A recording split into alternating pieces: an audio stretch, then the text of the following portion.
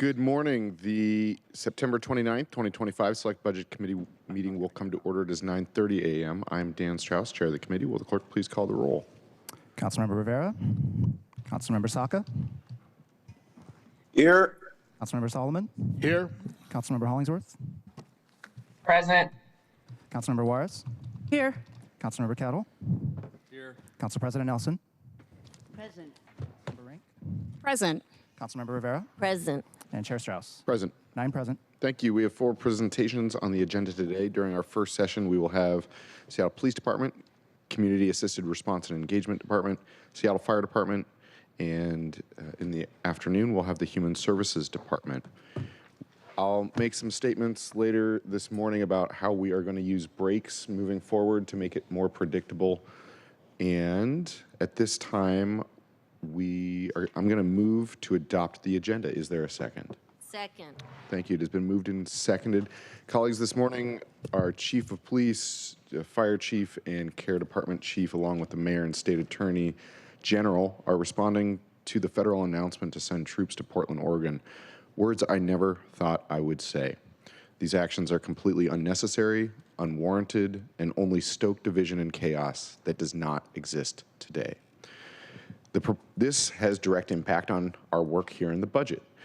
Because of this, I'm proposing to shift the order for this session to hear first from the Seattle Fire Department, then the Seattle Police Department, and then the Community Assisted Response and Engagement Department. To do so, I will have to move to amend the agenda to discuss items in that order. If there is no objection, the agenda will be amended to reorder session 1 items in the following order. Item 3, Seattle Fire Department. Item 1, Seattle Police Department. And then finally, item 2, Seattle Fire Department. Is there any objection? Let's see. Is there any objection to amending the agenda today? Hearing no objection, the agenda is adopted as amended. We're just going to jump right in because I know folks have to step out in about 57 minutes. And at this time, before we read the items into the record, today is Public Safety Day across the board. And so usually we have committee presentations from departments in a number of different committees. Today is a little bit different. So I'm going to turn the floor over to Councilmember Kettle, Chair of the Public Safety Department, and then we'll read the first Public Safety Committee, and then we'll read the third item into the record. Thank you, Chair Strauss and colleagues. Today is an important day. I wanted to note that Seattle sent a clear message to City Hall that public safety needs to be a priority. And the city has been working its basic charter responsibilities of protecting and enhancing health, safety, environment, and the general welfare of the people. Throughout the last 2 years, the City Council has been working alongside the mayor's and the city attorney's work in our work that we've been doing. Together, we've stabilized the police staffing crisis, helped reduce crime, strengthen our police accountability partners, set policy that enabled the termination of the Seattle Police Department consent decree, and created new tools for law enforcement to uphold our social contracts. While violent crime, disorder, and property crime are still a challenge, we're making a clear difference. Police hiring is going up with a net increase of over 54 officers so far this year, showing a renewed interest in serving our city. Most important, crime statistics show a welcome decrease of nearly 50% fewer homicides and an overall reduction of violent crime every month so far this year compared to last. How did we do this? We did this through a restoration framework plan from the executive. We did this with a strategic framework plan from the council.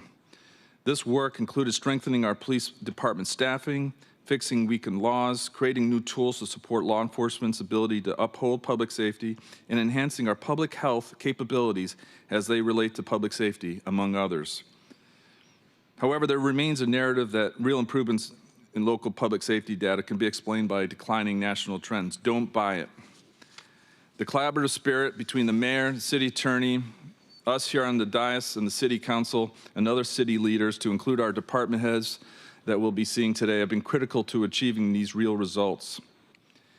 To be clear, the chaos of the second Trump administration has monopolized much of 2025. but their antics cannot detract from the success of the city's current pragmatic approach to governance. This is not something of the radical left lunatics. This is about being pragmatic and being professional. So either President Trump is ill-informed from his staff, or he's gaslighting America. He's gaslighting our city, one or the other. Because we've been doing the job, we've been doing our work in a pragmatic approach to governance. Our unified approach, focused on shared goals and practical solutions, is a major driver of our efforts. Moving forward, it is essential that we maintain this approach and keep this momentum going. The work isn't over, and continued vigilance and collaboration are crucial to ensure Seattle remains a safe and thriving city for everyone. Colleagues, some of this work is also in terms of what's been happening in terms of essentially the targeting of our Seattle Police Department, for federal law enforcement. And in that, again, the gaslighting continues. So I wanted to basically write my commercial, if you will, to the Seattle Police Department. And I like to say, from us here on the dais in the Seattle City Council. And that is to say, attention, Seattle law enforcement. You took an oath to protect and serve, to keep your family, your city safe. In your welcoming city, you have been asked to stand up to help us achieve our mission of creating a safe base in our city, to include tackling the worst of the worst public safety challenges we face, such as drug dealers, sex traffickers, and others preying on our neighbors in need. My call to you is to continue with the mission, the vision, and the plan. Stay with the Seattle Police Department and fulfill your mission. I say again, fulfill your mission. And thank you for your service. Thank you, Chair. Thank you, Councilmember Kettle. Will the clerk please read item number 3 into the record? Agenda item 3, Seattle Fire Department for briefing and discussion. Thank you. We'll now turn it over to Director Eder, Chief Scoggins, and Lori to walk us through this presentation. Over to you. Thank you, Chair Strauss. Appreciate the opportunity to be back today presenting the Mayor's proposed 2026 budget. Along with homelessness response and broadly affordability programs, public safety is one of the top strategies and levels of importance in the Mayor's proposed budget. So very happy to be joined by the 3 chiefs of the public safety departments. With that, I'll just turn it over to Chief Scoggins, who will present the fire department budget. Thank you, thank you, Dan. And Lori, why don't you start off by introducing yourself also? Hi, I'm Lori Chan. I'm Lori Chan, the Deputy Finance Director for Seattle Fire. Thank you for having us. Thanks. All right, so we'll get rolling. Good morning, Chair Strauss, Chair Kettle, Council President Nelson, and all the members of the City Council in the room with us today and on the screen. We're going to walk you through the 2026 Seattle Fire Department proposed budget. And if there's questions along the way, we can take them as they come, or we can wait till the end. But as with most of our discussions in the Seattle Fire Department, we like to get anchored in our mission. And our mission is to save lives, protect property and the environment, and to respond immediately whenever any member of the community needs Seattle Fire Department. That's something that we have all committed to in the Seattle Fire Department, and it's something that we really focus on. And when you think about the fire department of what it was 100 years ago to what it is today, I will just say we've come a long way, because we do a lot of things out in the community, and you're going to hear about some of those things this morning. And to give you an overview of the different areas we're going to talk about today, it's our vision statement is at the top of the page there. Being a national leader in all that we do, and then doing it with excellence. And we do that on so many different fronts. But the areas I'm going to talk about today and give you an overview of the department and how we're broken up and how we're managed is to just ground you in that. So we basically have 4 lines of business in the Seattle Fire Department. Operations is what you see.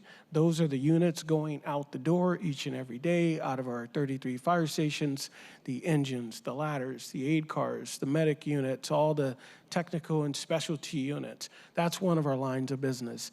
And then we have fire prevention. You know, everything that comes up out of the ground in the built environment for those who live here, work here, and visit here, our fire prevention team plays a part in that, whether it's inspection, plan check, engineering, code enforcement, investigation. And once the building is built, you know, we're one of the few departments in the city that actually touch the building on an ongoing basis just to make sure fire and life safety still exists. And so that's important. And resource management is kind of a strange name because it covers a lot of things. Our fire alarm center. So when the care department gets the 911 call and they will say, is this a fire or medical emergency? And if they say yes, they transition that call to our fire alarm center. That's in our resource management division. All of the department training, whether it's the in-service ongoing training or new recruit training and all of those things, that's also under resource management. Our emergency preparedness, making sure we're ready for the big event whenever the big event occurs. You know, last week we held a series of earthquake drills in the Seattle Fire Department, so pages were going off all week long. Our folks were practicing and exercising those skill sets. All that's planned under our resource management division. And then we also have an admin line of business also with our HR, our finance, our public affairs, and then all of our IT liaisons. But since we're going to talk about MIH, Mobile Integrated Health, we thought we'd put that one on the screen. That program was established in 2019, and it's been growing ever since. And the folks in that program just do an amazing job for serving folks who really need help. Thanks, Dan. So I mentioned our fire alarm center. And these are just, this is a tail of the tape, the numbers. You can see these are 911 calls coming in, whether it's the phone line, the direct lines, and you can see year after year it continues to go up and up and up. As we are a growing city, this is what we should probably expect. A couple of years ago, we hit our high, and maybe we've plateaued, maybe we haven't, but or maybe we've become more efficient in the questions that we ask. I'm not sure which, but it's definitely a lot more calls than were coming in probably 10 years ago. So our fire alarm center, our dispatchers, all of our firefighter EMTs, they do an amazing job in this space, getting the call to the right place. And with us, it can be a little tricky. So most folks may think when the 911 call comes in, that's just going to equal a fire engine, a ladder truck, an aid car, or a medic going out the door. Well, that's not the case anymore. Over the last decade or so, we've changed a little bit. So we also have our nurse line that's in play right now, and this year we're tracking to send about 8,000 calls to our nurse line. We have our mobile integrated health team with Health One and Health 99, so the call may go there. And it can also go to all of our units out in the field. So you'll see in 2024 was the busiest year in our history. We ran over 112,000 emergencies calls for service. And you know, if we didn't have the nurse line, that would be plus another 7,000. If we didn't have Health One and Health 99 and our case managers, that would be another bucket of calls. Because one of the things that what you don't see is with our Health One program, with our high utilizing individuals and our high utilizing facilities, our firefighters and all of our 33 fire stations, what they can do is, if they have a high utilizer, is they will go in our system, fill out a form, if we've responded to that address over and over again, and then our Health One team will actually go out and do a follow-up with the firefighters and the case managers and the nurse practitioner to try to reduce those number of calls. So that's been a real big benefit for the department. I think we're close to about 10 case managers now. We have a nurse practitioner on board, so we're able to do wound care, prescriptions, and all types of other things that we weren't able to do just 6 or 7 years ago. But that's actually helping keep that call load down to the highest numbers in our history, actually. So moving on to the next slide, as you can see, our 2025-2026 endorsed and proposed budget. So the proposed budget, $348 million. The FTEs in that count would be 1,213 FTEs. So a lot of things happening in the Seattle Fire Department, and I'll cover some of that in the next few slides. And so in some of the areas in the department, what we did was we have some projected reductions, and this one is tied to our unit outages. We have about 100 vacancies currently right now in the department, and oftentimes that may lead to a unit being out of service for one reason or another because we can't staff it.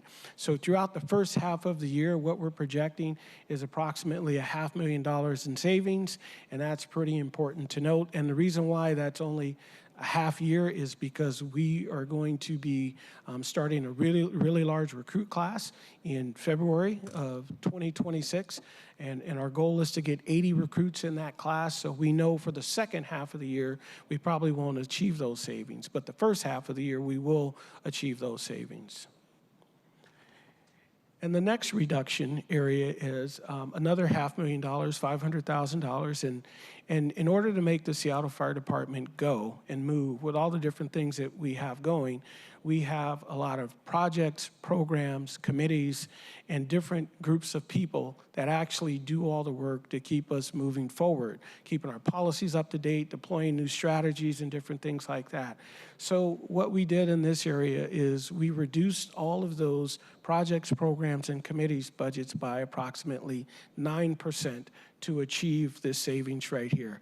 And this allows us to do a number of different things. So not one particular project, program, or committee would take the whole reduction. We spread it across all of our different committees in the Seattle Fire Department. Now, this is a big one for us. Adding funding for 20 additional firefighters in 2026. In 2026, our budget gives us the permission to hire 80 new firefighters. This would take us up to 100 new firefighters for 2026, which is sorely needed. Our goal is to keep pushing until we can achieve full staffing, and we know this is a significant cost. It's a little over about $100,000 to train a new firefighter, so it's pretty expensive. There's a lot that goes into the training programs, but our goal is the second Wednesday of February to start a recruit class of 80, and then in our second recruit class of 2026, we will cover the balance of what's needed to get to 100 new firefighters in 2026. So this is significant for us and really trying to achieve as close to full staffing as possible before FIFA lands here in the city of Seattle.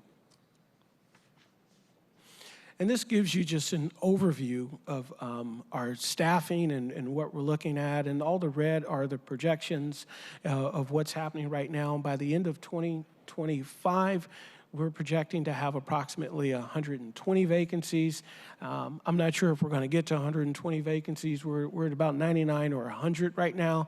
Over the next 3 months, I don't think we're going to lose 20 people, but we'll generally have a few retirements towards the end of the year. And we also have a recruit class that's in training right now, and they have midterms coming up in the next couple of weeks. And that is generally a pretty important time for us right now. Those recruits really have to perform. So we may suffer some losses there, but I don't think we're going to get to 20. And if we don't, that's okay too, because that's more help for us. That's important. This one is really important for us. Enhance our SFD post-overdose treatment team, Health 99 and Health 98. This program has really done an amazing job in really serving people in need. And our goal is to get this program up and running 7 days a week. And that's actually what this investment will do. Many of you may know Fire Station 31 should be completed by the end of this year or early next year. We plan on expanding programs into the north end of the city and also getting the programs running 7 days a week. So this adds additional positions, this adds an additional nurse practitioner, it adds additional vehicles, all the things that we need to do to keep this program moving forward to serve community. That's really important for us. And just a few of the stats here. More than 1,400 overdoses responded to since the launch. 727 non-duplicated clients. So we know we have that many folks in our system that our Health 99 team has touched. That's really important right there. And then 15% of the patients have been giving the long-acting buprenorphine. That's the 30-day injectable. And that's really important for a person who's experienced this, and now it gives them a time to stabilize, get connected with services and help, and start to stabilize their life so they can really start to move their lives forward. And many of you have heard me speak to over the last couple of weeks. We did our first pop-up in Little Saigon just a few weeks ago, and that was really received well. We thought that we may get maybe 10 to 15 folks who took us up on our offer for buprenorphine. We actually got 33 in 4 days, and our team made over 200 contacts. And this is done in alignment with all of the partners out there, but this program really is serving the community well, and getting it running 7 days a week will be a big benefit to the community. And you know, our belief in the Seattle Fire Department, when one person gets the help that they need, we've already made a difference. So we believe that we're making a difference on this front. And some of the other positions that are allocated for the fire department in this budget are really important to the organization and growth and how we share. And I'll just cover some of the ones on the screen. A fire department data strategist. You know, right now we're kind of, I don't want to say we're winging it, but we have a lot of information that we try to put together on a regular basis, but it's just us doing it. Having a data strategist to really help us coordinate and how we do our predictive analysis, understanding where the problems are, understanding where they're going to be in the future, help us put together future plans. That's really important for us in the fire department. We haven't had a position like this, so we know this is really going to be important for us. IT initiatives and resources staffing support. That's another big one. Many of you know that we're getting close to launching our Kronos Telestaff staffing platform in 2026, and that's going to be a really important body of work for this position right there, along with many other strategic initiatives that the department has set out for them. And fire prevention staffing support. We have a program right now where if there's a nuisance alarm 3 1/4, what we actually do right now is we actually bill for false alarms right now. And so this is pretty much a fee-supported position right here. And we are having so many nuisance alarms in the city. We're not billing for 3 1/4. We're actually billing for about 5 1/4. But we could bill a lot more. And our goal is to work with the property owners to try to eliminate the next alarm. The last thing we want is our firefighters moving around the city in our large vehicles with lights and sirens, and it's only another false alarm. And just to give you perspective, last year we had approximately 8,000 false alarms in the city. That is pretty significant. So we're working through that one. And then human resources staffing support. That's another big one for us. We're doing our annual testing. I think last year I was here at the dais, and Council President Nelson, you said, what does the Seattle Fire Department need to make this annual staffing work? And we said we needed a position in our human resources department. This is that position. Oh, by the way, our application's open October 7th. So if you know anyone out there who's interested in becoming a Seattle firefighter, please let us know. We actually held a workshop at Fire Station 32 on Saturday.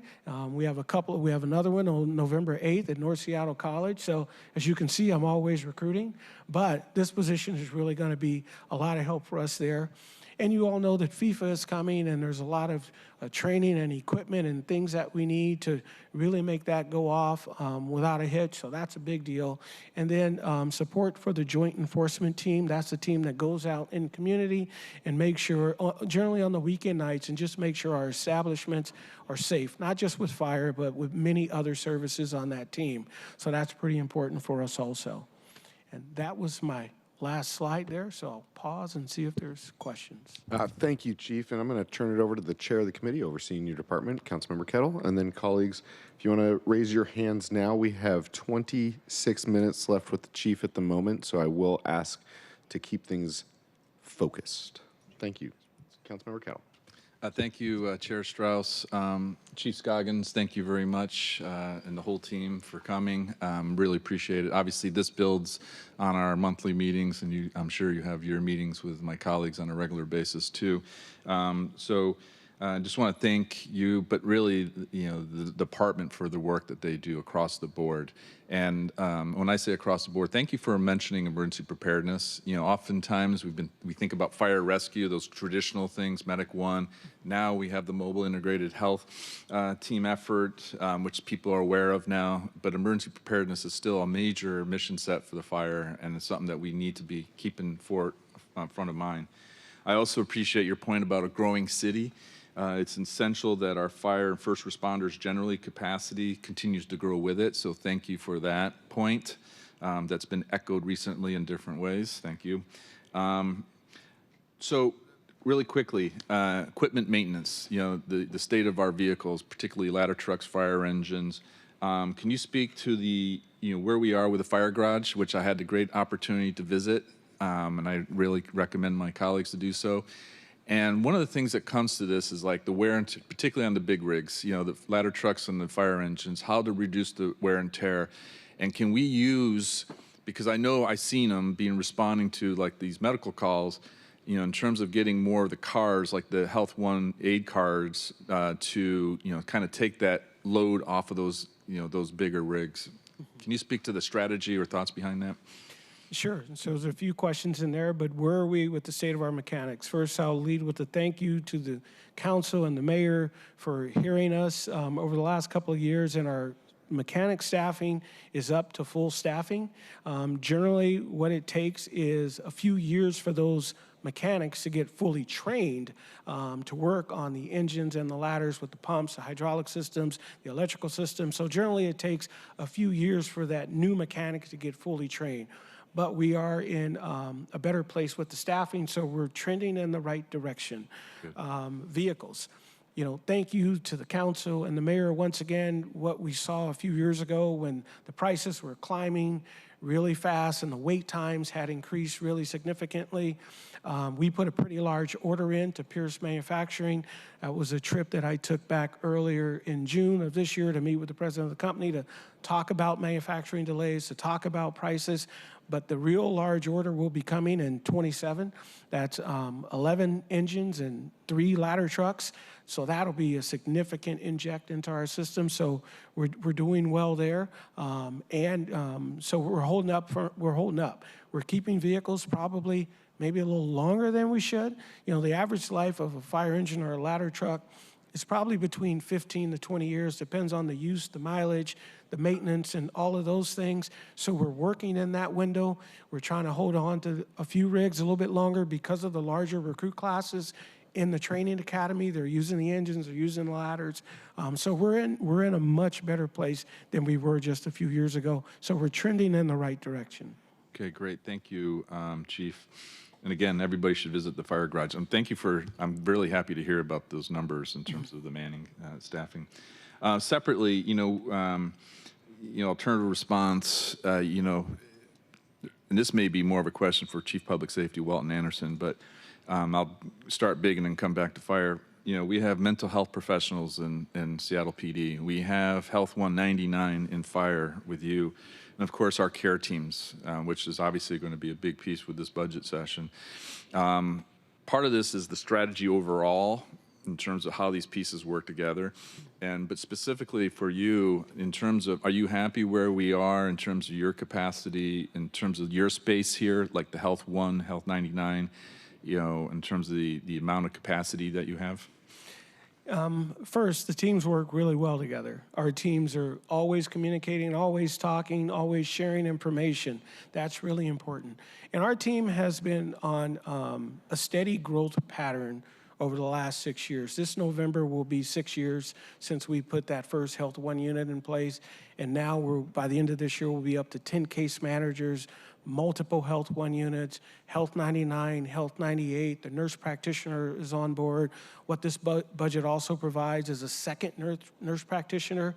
So our responses for our alternative response have a medical nexus to it. So generally there's a medical nexus to that behavioral health issue, to that addiction issue. There's a medical nexus to it. And there are so many of those calls that there's more than enough to keep us busy. If Health One goes out on 1,500 direct responses, they're going out on another 3,000 referrals with the case managers, with the nurse practitioner, and with the firefighters. Health 99, it's really important that when that person has that overdose, our goal is to try to get them into a space where they don't have 8 to 10 to 12 people hovering over them, to get them in the back of one of our units so we can actually help them through the decision-making process. And what we have seen is, since Health One has now been, or Health 99 has been in play, we're only taking 25% of those overdoses that Health 99 responds to Harborview. The other 75% are going to the other different locations. The Orca Center hasn't been open very long, but that's a place that we're taking folks to quite a bit. So I can say I am pleased with how we're working. Going to 7 days a week is going to be huge for this program. Right now we're in play Monday through Thursday and sometimes on Friday, but we know Saturday and Sunday is pretty important for us too. So 7 days a week will be will be a bit of a game changer, I think, for our teams. Thank you, Chief. One of the things too, and I can't remember, everything blurs together on the labor relations front, but Local 27, the chiefs, the labor agreements are in place, which is a great thing for our fire department.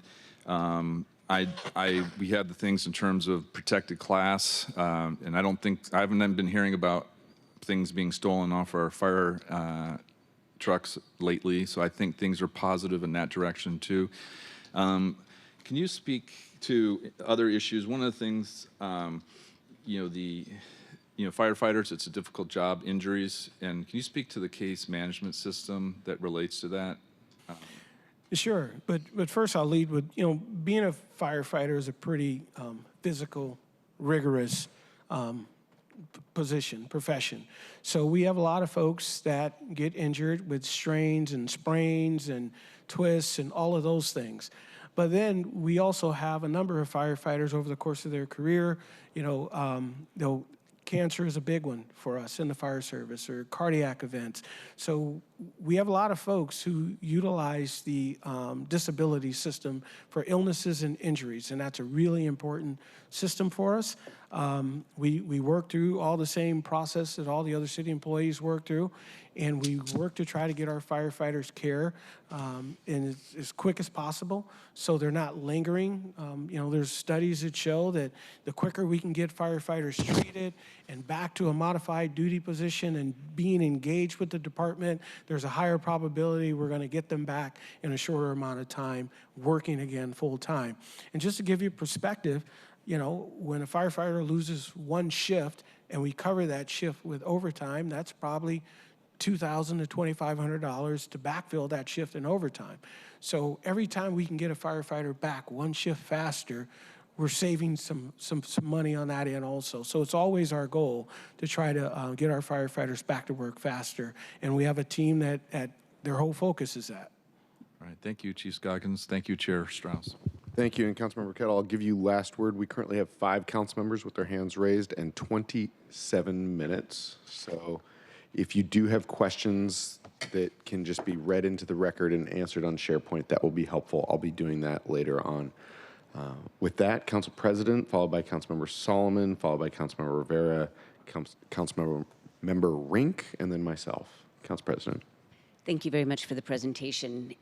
As firefighters, the department itself, and especially the rank and file, you see what is happening every day in Seattle, the trauma and the tragedy of fires and people in medical distress and so on. So I do have to say thank you very much. The staffing at SFD has been relatively flat for several years, or at least since I've been in office. While as Seattle's population has grown, the staffing levels in SFD have not grown proportionately. And on top of that, you have been dealing with more and more complicated and complex situations on the street with the rise in unsheltered homelessness and with the fentanyl crisis, et cetera. So I just want to say that your needs and your staffing needs, I fully endorse the additional FTEs. I'm glad that you are getting your needs met on the HR person.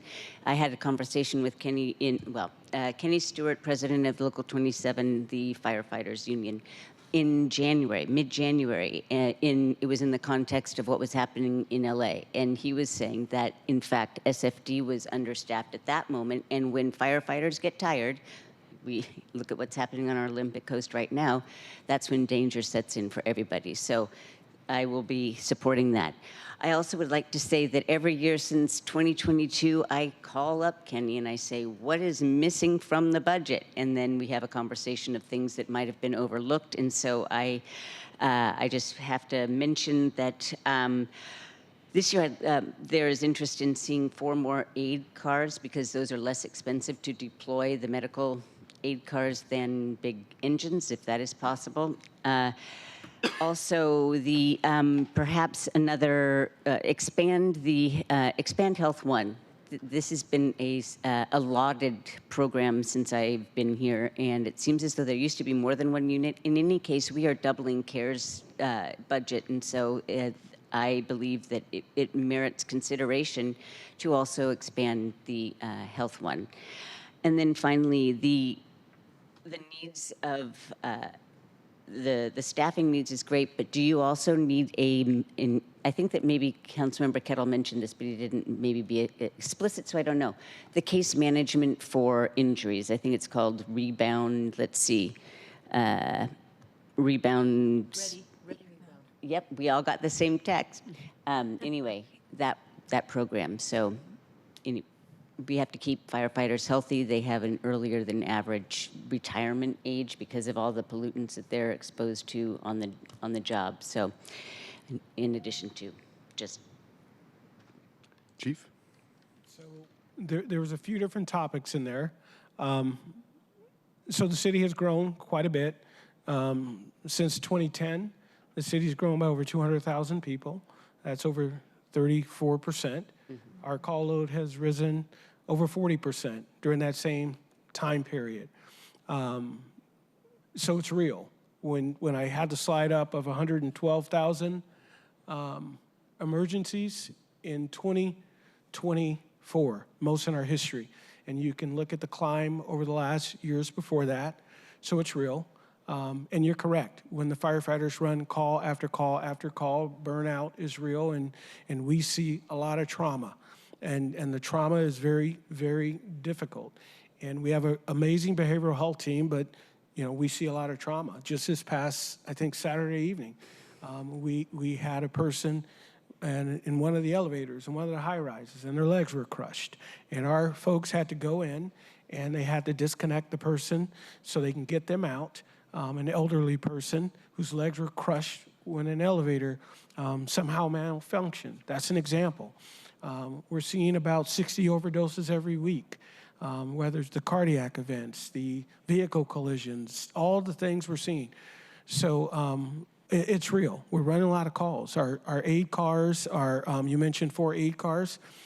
We have our downtown aid cars at 5 and 10 over here at Station 10. Both of those aid cars are over 6,000 calls. Aid 25 is over 6,000 calls. Aid 2 at Fire Station 2 in Belltown, over 6,000 calls. Our 12-hour aid car, 12 hours, over 3,000 calls. The national average that says, for unit hour utilization is about 2,500 responses a year. And all those engines and ladders at those stations are pretty busy too. So that's a real conversation on the units. And then on Ready Rebound, that's a company that works around the nation with firefighters, and their whole focus is on getting firefighters back to work in a timely manner. That's their whole focus. So we've had conversations with them over the years. We've had conversations with other departments around the state and around the country who uses them.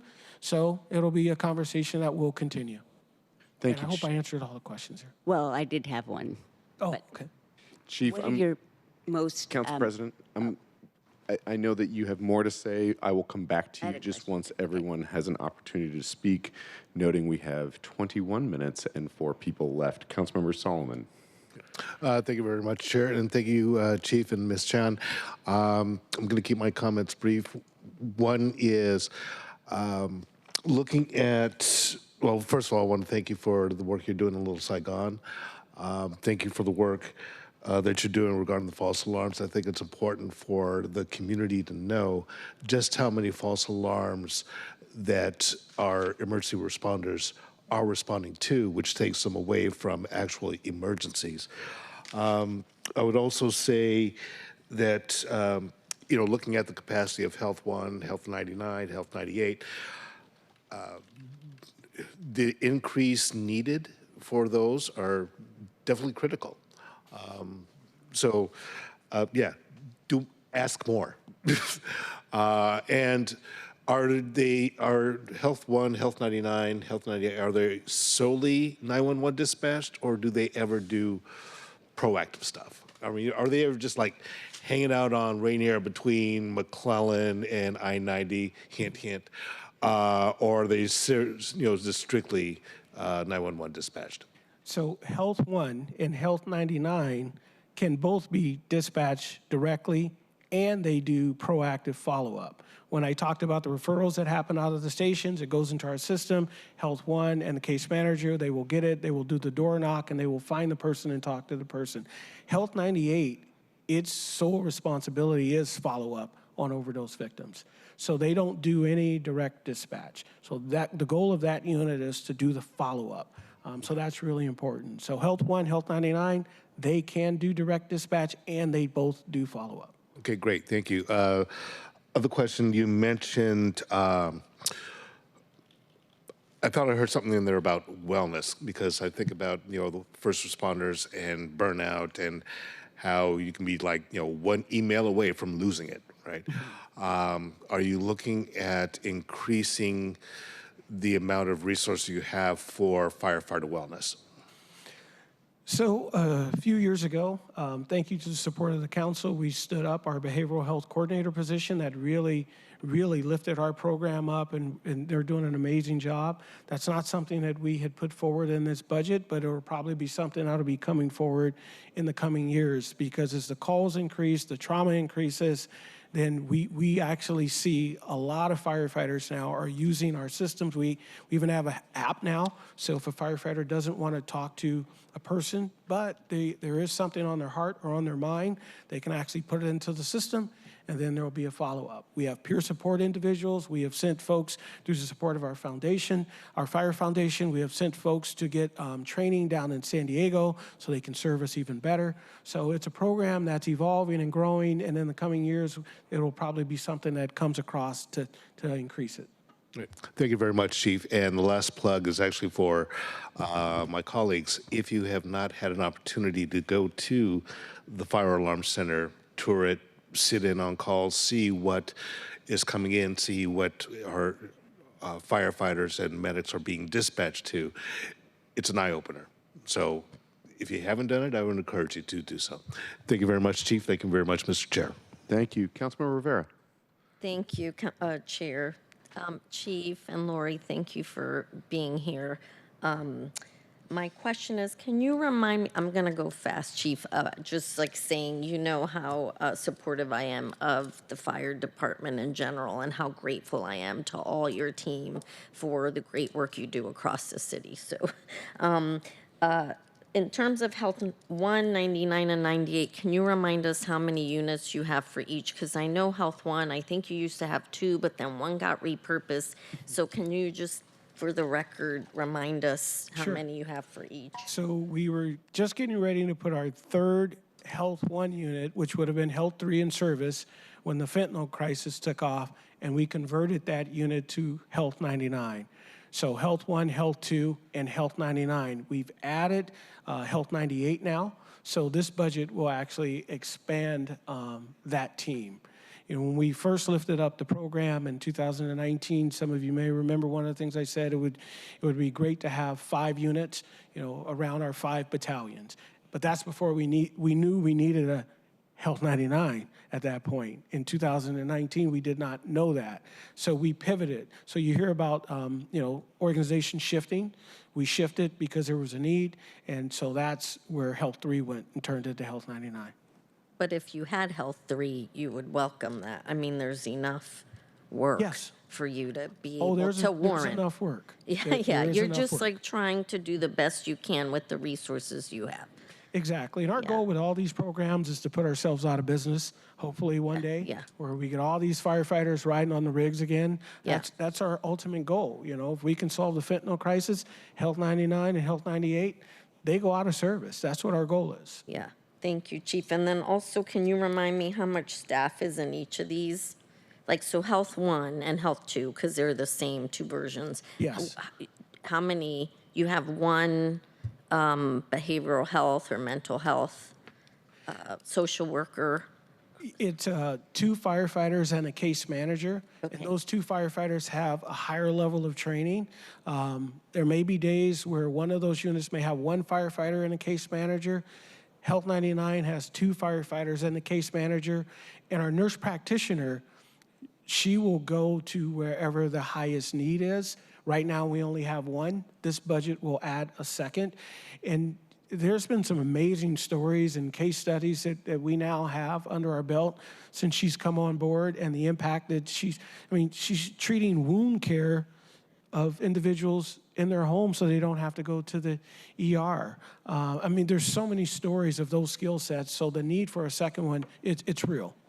And it's really important, and it goes to the alternatives that we're talking about, because a lot of these cases you guys are handling would be maybe someone would have called SPD. We don't want that. We want a nurse practitioner and a behavioral health person who can really help that person along with your 2 firefighters. So Right. fully support that, because to me that's part of that alternative response model, which is super helpful. And you have data that, and I appreciate your data. Let me say that too. SFD does a great job collecting the data because it helps show why you need these things. My last question is, you mentioned that the nurse practitioner going to the highest need, and then earlier in the conversation you talked about the higher utilizer areas of, can you just give examples of where the high utilizer folks are? Because I understood that to mean, and then you do follow up with them. Where are these folks? I'll start with that, all over the city. There could be a person who falls 3 or 4 times a day. There could be a person who hasn't gotten their medications refilled. There could be a person who has a food need, and all they know is to call 911 over and over and over again. So that could be anywhere in the city. So when the referrals come in from the firefighters, because they're the ones responding to the calls, that's when we go and do the investigations. Now, the high utilizing facilities, that's a different story. We work and try to do public education at the different high utilizing facilities. I think Councilmember Kettle knows this. Last year, we invited in the permanent supportive housing providers, and last September, we invited them all in because these are locations that we go to a lot. The Hobson, 1911, I think 22nd Avenue South, #1 response location in the city. That location has doctors, nurses, case managers, all of those things. But you have a building full of people with high needs, so we go there a lot. So we invited them in, and we wanted to hear from them. We wanted to talk to them about the challenges that we were seeing at these locations. And then over the next 4 months, we spent doing a lot of work in the city, talking to folks. Our folks were meeting with them, trying to solve problems. And then we brought them back together earlier this year and said, hey, these are some solutions. Some are public education. So our public education team were going out to different locations, or John Ehrenfeld was going in, training their staffs, or our fire prevention team was going in, trying to help them modify their alarm systems. So we tried to make this an interactive exchange of information to try to bring down the call load. And we also offer them information on systems that if they're building new buildings, we think they should be designed with this. And this is why. So we offer all of those things up. So we have high utilizing individuals and we have high utilizing facilities, and they both need different prescriptions. Thank you, Chief. Thank you, Chair. Thank you. With 10 minutes remaining, we have Councilmember Rink and then myself. Councilmember Rink. Thank you, Chair. And thank you, Chief Scoggins, and thank you, Lori, also for being here this morning. I want to take a moment to extend my deep gratitude to every member of the Seattle Fire Department for the critical work you do every day. Thank you. Thank you. And with that, Chair, I'm mindful with an eye towards time, so I'm just going to read all my questions into the record so we can all make sure we close out on time just with respect to that. I first also want to acknowledge how appreciative we are of the detailed uniform staffing data over the last 8 years, including projections, graduates, separations, and net vacancy rates. I'm wondering if you could follow up to make sure could you let us know how the additional $2 million for 20 recruits will impact Seattle Fire's ability to respond. We'd love to know in practice what 20 additional firefighters does for our city, knowing that our city is continuing to grow and expand per all of our growth projections. Additionally, thank you for sharing about the September pop-up clinic. I think those numbers are really important to demonstrate the over 200 people served. Curious about how much it would cost to expand these kind of pop-ups. We heard from a number of community organizations about how successful this was and would like to see more of them. So would like to also know how these costs are reflected in the budget. A second question in relation to Health 99 as well. What are the projected numbers of hours of service that would be added through an additional 3 FTE? I know the program adds an additional nurse practitioner and strategic advisor, but what does that look like in practice? We also recently heard from the care department, and so hoping we can walk through the overlap between the Health One team and the proposed care expansion. There are many different approaches to low acuity responses, so would like to understand how these systems work together. Would like to also follow up and understand a bit more about the FIFA supports investments and what those will mean on the ground for the department. And lastly, kind of building on the point that Councilmember Solomon raised about the increased amount of burnout that we're seeing in the department and overtime hours. Would like to better understand some of the broader health and recovery solutions that the department has looked into. It has come to our attention. There's a program called Ready Rebound, serving firefighter jurisdictions across Washington state, and would love to know if this is something in consideration or in the mix for the department. And with that, I yield my time. Thank you, and looking forward to the continued discussion. Thank you. Chief, you do have just a minute if you have anything to respond there. Well, that was a lot. It would be hard to pick one, but I'll just say thank you for your support. It is appreciated. And, you know, oftentimes when you see the firefighters working a lot in the stations, you think that's the only thing that we're doing. But, you know, the Mariners games, the Seahawks games, the concerts, the Sounders games. So over 600 events also that we staff in the city, and next weekend will be a big one for us with the Seahawks playing, the Mariners are in the playoffs, and all the other things happening. So thank you for your support, and our firefighters really appreciate hearing that. Thank you, Chief. Thank you. Seems like all of my other colleagues received the message from Kenny Stewart, so I'm sure all of us will be following up with you. Thank you for answering the questions just a minute ago. Colleagues, I want to bring to our general attention, Councilmember Saka, I see a new hand. I'm going to make my comments and then I'll call on you with the time remaining. This is a department that is all general fund supported. This is different than many of the other departments that we're looking at. So when you look at our 6-year look back, there are no other sources and there are no jumpstart funds being used here. So this is a general fund supported department. Reading from the 6-year look back, I will give a positive kudos to Councilmember Saka's district. Third paragraph, in addition, a permanent ladder truck and medic response unit and the related funding were added in 2023 in West Seattle to replace the temporary services established during the closure of the West Seattle Bridge. Just want to note that that is a good thing, and Councilmember Saka's district has now received all of the new dog parks and all of the new permanent staffing there. Want to look at just the 6-year look back. An average of approximately 6%, the budget has increased per year. Firefighters comprise 90% of your budget because this is a first responder department where it is the people doing the work that is how you get your job done. Thank you very much for the administrative work and everyone down at headquarters who helped make the department function. And we know that, as it says, 90% of the funding is in your personnel. Just making a couple statements. Your follow-up work that you've already described very clearly has demonstrated results. The overdose data that has stabilized, it's still in a bad place, but it has stabilized, is because of the work that you've done to transfer Health 1 to Health 99. And I'll be looking forward to understanding if we need to expand Health 1 as well. Water-based response has improved. And I'll follow up with some questions there. I will also follow up with questions about permit review, and if you do need more staffing, I know that that's been a perennial question of mine, and following up about the firefighter injuries. I do want to touch base. In last year's budget, we had the question about recruitment. This year, we have more recruit classes. Can you remind me, is this an additional class or additional slots within existing classes? 2 classes a year, additional people in those classes. And do we need to have an additional class so that we're doing these cycles on a more frequent basis? Well, we have the capacity to increase the size of our classes. So a few years back, we were doing classes of 30 or 40. I just mentioned earlier, in February, we'll be doing a class of 80. The class that we started in the second Wednesday of August was 62.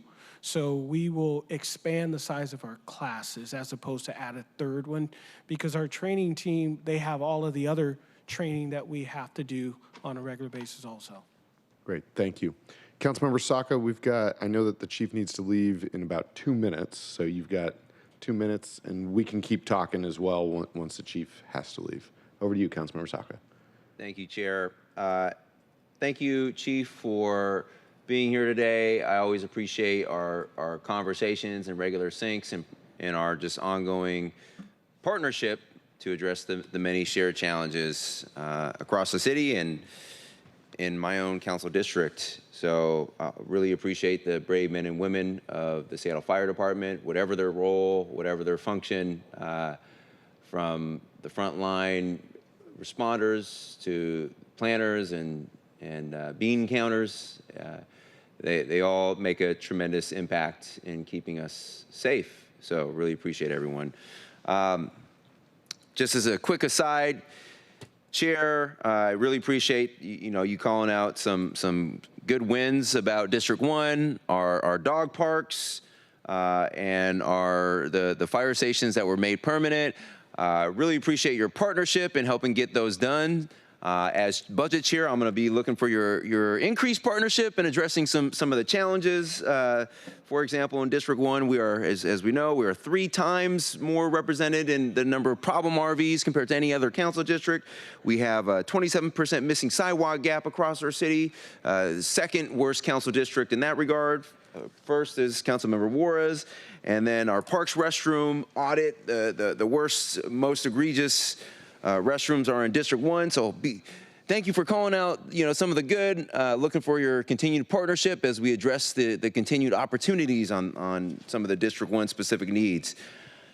I just have a question that I'll read into the record for the interest of time, and I've heard it addressed mostly obliquely in different areas, but just want to ask in one kind of full sweep here. So, as was noted earlier, Seattle has fewer firefighters per 100,000 residents than peer cities like Portland, Denver, San Francisco, and Boston. And in certain instances, like the case of San Francisco, for example, and Boston, we have significantly lower fire staffing than those kind of peer cities. This, among other things, inevitably means our firefighters are being asked to do more with less. Notable impacts on morale, which has been called out. Can you speak a little bit more to how this staffing gap is impacting response times and what specific strategies the department is pursuing to ensure we're keeping residents safe despite these challenges, also mindful of the growth that we just allowed for in our recent comp plan phase 1 process. So just want to read that in the record. and would appreciate some additional clarity there. But I appreciate you and all you do, and again, the entire fire department team. Thank you, Chair. Chief, if you've got a 10-second response, you're 2 minutes late already to get upstairs, That's so I know longer you than got to a go. 10-second All right. answer, but I will respond back to that because it's reflected in the high call responses at our engines, ladders, and aid cars. So that's where it's reflected. That's the simple answer when you see our units running, very high numbers. But we'll respond back to that. Thank you. And Chief, thank you for coming back today. Thank you for coming to committee. Thank you to all the firefighters, paramedics, and everyone in the Seattle Fire Department for keeping our people safe. All right. Thank you. Have a good morning. Thank you. And we're going to take just a minute to do just general business of the committee. I do want to check in with Director Noble, since usually at the beginning of these presentations, we ask if there's anything that central staff wants to add in at this time. I'm seeing nothing from you. Fantastic. Colleagues, last week we had the Seattle Parks and Recreation Department go over, we really on Friday changed the way that our schedule worked with how we had our break. As we move forward, if we get to a position at like 12:30 p.m., I'm just going to take the break then and restart a little bit earlier. So I just want you all to know where we're at moving forward to make it a little bit more predictable. Granted, this morning's session was unpredictable due to the factors outside of our control. If we had been during a weekday when we had found out that information, I would have just changed the schedule. But because there was not time to notice it, that is why we just switched the presentations this morning and are going to take a break right now. I see Brian Maxey and Angela coming up. We're going to come back here at 11 a.m. and restart with your presentation straight up at 11, if that works for everyone here. So we're also going to be walking into a public hearing next week. As things have changed, colleagues, I'm just making a couple remarks about public hearings. I was having a conversation with Councilmember Juarez about how things have changed so much with public hearings from 2018, 2019 to today. We previously never had the virtual option. And so working in how we manage a virtual public hearing, we've been going through some growing pains. I really want to compliment Councilmember Joy Hollingsworth for how she structured it. Bringing it actually down to a minute per person seemed to actually help things flow. So next week, next Tuesday, will be our first of 2 public hearings. We're going to start at 1 p.m. with the virtual session and 5 p.m. with the in-person session. I'll be making the change this year to only provide 1 minute of public comment period. If it doesn't work out, we can change it. This is a moment where we as the council are going through changes to how society does business with these virtual call-in times, opportunities that we did not necessarily have in 2019. We had them, we just didn't use them. We use them today. So next week on Tuesday, we'll have virtual public comment starting at 1, in-person comment starting at 5, 1 minute per person, and we're going to go as late as it takes. So please be ready to be present and attentive into the evening next Tuesday. Colleagues, are there any other questions on the administrative side of our business right now? I'm seeing none. So we are going to take a pause and return here in 27 minutes. So if there is no objection, we'll be in recess. Hearing no objection, we are in recess until 11 a.m. Thank you.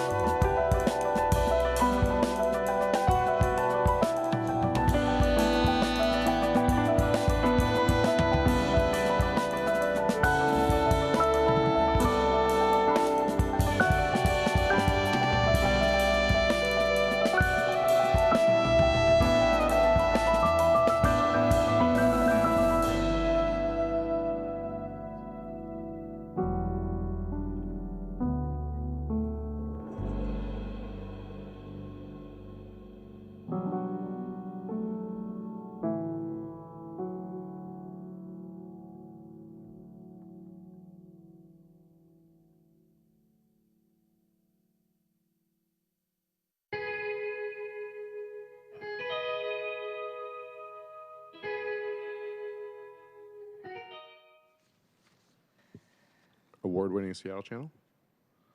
Thank you. Colleagues, we will come back to order. The time is 11:06 a.m. Will the clerk please call the roll? And we have Councilmember Kettle, Rink, and Nelson excused momentarily. Okay. Councilmember Rivera. Councilmember Saka. Here. Councilmember Solomon. Here. Councilmember Hollingsworth. Here. Councilmember Juarez. Councilmember Juarez. Oh, you did. Here. Thank you. Sorry. And Chair Strauss. Here. 5 present. Thank you, colleagues. We are coming back together after recess. We have the Seattle Police Department here to provide their presentation. We're going to get started with Brian Maxey and Angela Sochi, and the chief will be coming down as soon as possible. So if we get to that part in the presentation where we're at questions and answers, we'll pause again. Everything's okay. I want to, for the record, state why we made the changes earlier this morning. I understood that the Seattle Fire Department presentation was probably the only presentation today that could be completed within 1 hour, 60 minutes. And that is the reason that we put them forward. I did see in person the chief and the entire Seattle Police Department team that's up here presenting. They were here at Chambers at 9:30, and I thank you all for being here and prompt. We just knew that the Seattle Fire Department could be opened and completed by 10:30, and no other department that we would speak of today could also complete that task in that time. So with that, can you, Phil, clerk, will you please read the first item into the record? Agenda item 1, Seattle Police Department for briefing and discussion.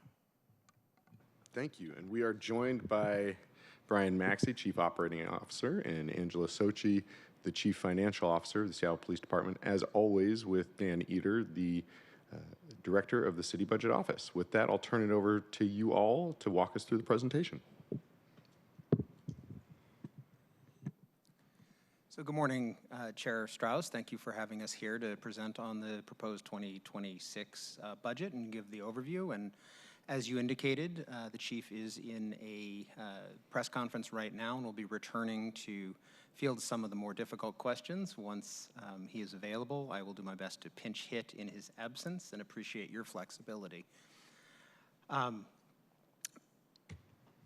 know, the Seattle Police Department, I think there's a general understanding of what we do and the day-to-day work. However, the chief definitely wanted to lean into the departmental priorities to understand how we do our work, why we do our work, and what our goals are, especially moving into 2026. The departmental priorities are crime prevention, community engagement, employee safety and wellness, continuous improvement, and retention and recruitment. I would like to address just a few of these, just to flesh out a little bit about what these principles are and why they are so important to the Seattle Police Department. The traditional model of crime response, 911 calls, proactivity out there in the street, the Chief Barnes is very focused on the front end of that, not just being reactive to calls for service, but getting out ahead of this, working with our communities, with other departments, having a more holistic approach to crime prevention to hopefully reduce crime before it ever happens. Of course, we'll continue to respond. Of course, we'll continue to investigate. But getting out on the front end and using every strategy that we have at the city level to prevent crime is a far more productive strategy than simple response. Community engagement is part and parcel of the crime prevention, but also in terms of amplifying and solidifying the Seattle Police Department's legitimacy with community. We cannot speak early and often enough about what we're doing and why we're doing it, and try to help our community understand what we're doing, and more importantly, help the Seattle Police Department know what our community expects from us. Employee safety and wellness, this is something that has gone off forgotten in a lot of the national police reform efforts. If you look at Pillar 6 of the 21st Century Policing Plan that was proposed by the task force under President Obama, Employee safety and wellness is critical because, as the report noted, hurt people hurt people. So if you have a healthy and balanced and well-supported workforce, you achieve better outcomes. And that is why it is a departmental priority and very important for this department. Continuous improvement, as we exit the consent decree, and I know that Chief Barnes is arriving at this moment, so I will defer to him, but just finishing my sentence. Continuous improvement as we move into 2026 and as we exit the consent decree will be critically important for the department to move into its next phase. The city took ownership over the accountability structures, and that cannot be forgotten. Thank you, Brian. Thank you, Chief. We're on slide 2, so everything's running right on time. We also have Councilmember Rivera with us now present as well, so perfect timing. Morning. Yeah, I mean, feel free to jump in. We can keep ticking through the presentation. I'm going to ask folks to hold questions until the end, and then we'll go through one by one. Thank you. And thank you for the opportunity to speak with you today. As our Chief Operating Officer, Brian Maxey, alluded to, what you see on the board are our departmental priorities. When I say our department, I'm talking about the community, your constituents, those in positions of leadership, such as yourself, and our department. We are one department. We're one Seattle. For the last 8 months, I've taken time, really probably before that, to not only research, but to listen to community members, to listen to your constituents, and I've asked them, what is it that you want from our department? And that's what you see. They want us to prevent crime, not just to respond to it. Sometimes when police departments respond to crime, you get disparate outcomes. But disparate outcomes do not exist if you're preventing crimes in the first place. In my former job, we were able to reduce the number of arrests while at the same time reducing crime, meaning there is a way to reduce some of the harm or disparities that you may see in the criminal justice system and in other systems. And that's what we're doing with crime prevention. We're focusing on people, determining who needs help and who's not here to help.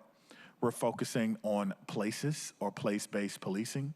We're focusing on community engagement, but more importantly, we're focusing on problem solving. And in order to solve a problem, we need the collective efforts of everyone in this room, to include our community, to get to the underlying issues that are causing the issues that we're seeing in specific places. Why are specific places traditionally areas of priority for us? To determine what services we need to tackle this problem, but more importantly, how to remain consistent and how to create a consistent response with a sense of urgency. And I believe that in everything that you see, specifically in our budget, you're going to see crime prevention, community engagement, employee safety and wellness, continuous improvement, and community engagement. And so with that, I will turn it over to Angela Soshi, who will walk you through our presentation. Thank you. Thank you, Chief.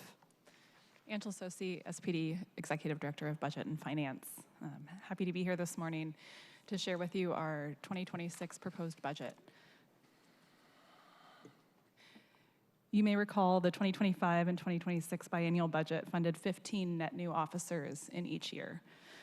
I prepared a similar slide last year that showed the year-over-year change with those 30 net adds. Since that last budget presentation, SPD has hired 168 officers, or 93 net officers over attrition. The city has made many programmatic investments into our recruitment and retention efforts, and we're finally seeing a return on that investment. We just did not anticipate this level of success and are having to address the funding gap in this year's budget. You'll see on the chart here that many of the officers that we've hired over the last year are not yet deployed, but we expect in 2026 to see a sizable increase in our in-service officers. Current projections show us ending the year at around 960 officers on the street. In 2026, we expect that number to rise by about 100. So ending the year with close to 1,200 in service, or 1,100 in service, sorry.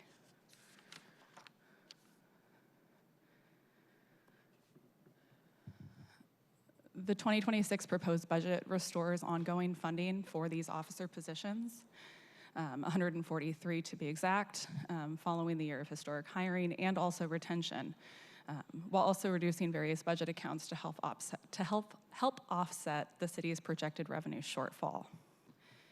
You'll notice on this slide that the 2026 endorsed budget of about $465 million increases to about $485 million.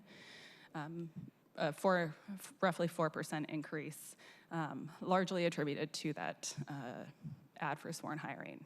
In the coming slides, we'll get into the details of the change.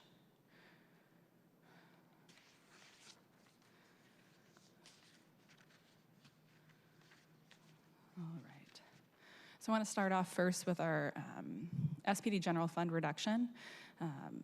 This slide here represents a number of reductions across various discretionary accounts that were proposed by SPD to meet a cut target to ultimately help offset the general fund, projected general fund shortfall. The goal here was to meet our reduction target to help balance the general fund budget while also minimizing the impact to public safety services. This reduction includes a reduction for our vehicle account. This $305,000 was added a few years back when we expanded the CSO unit. We are actually purchasing those vehicles this year, and so that ongoing funding is no longer needed going forward to support that vehicle purchase.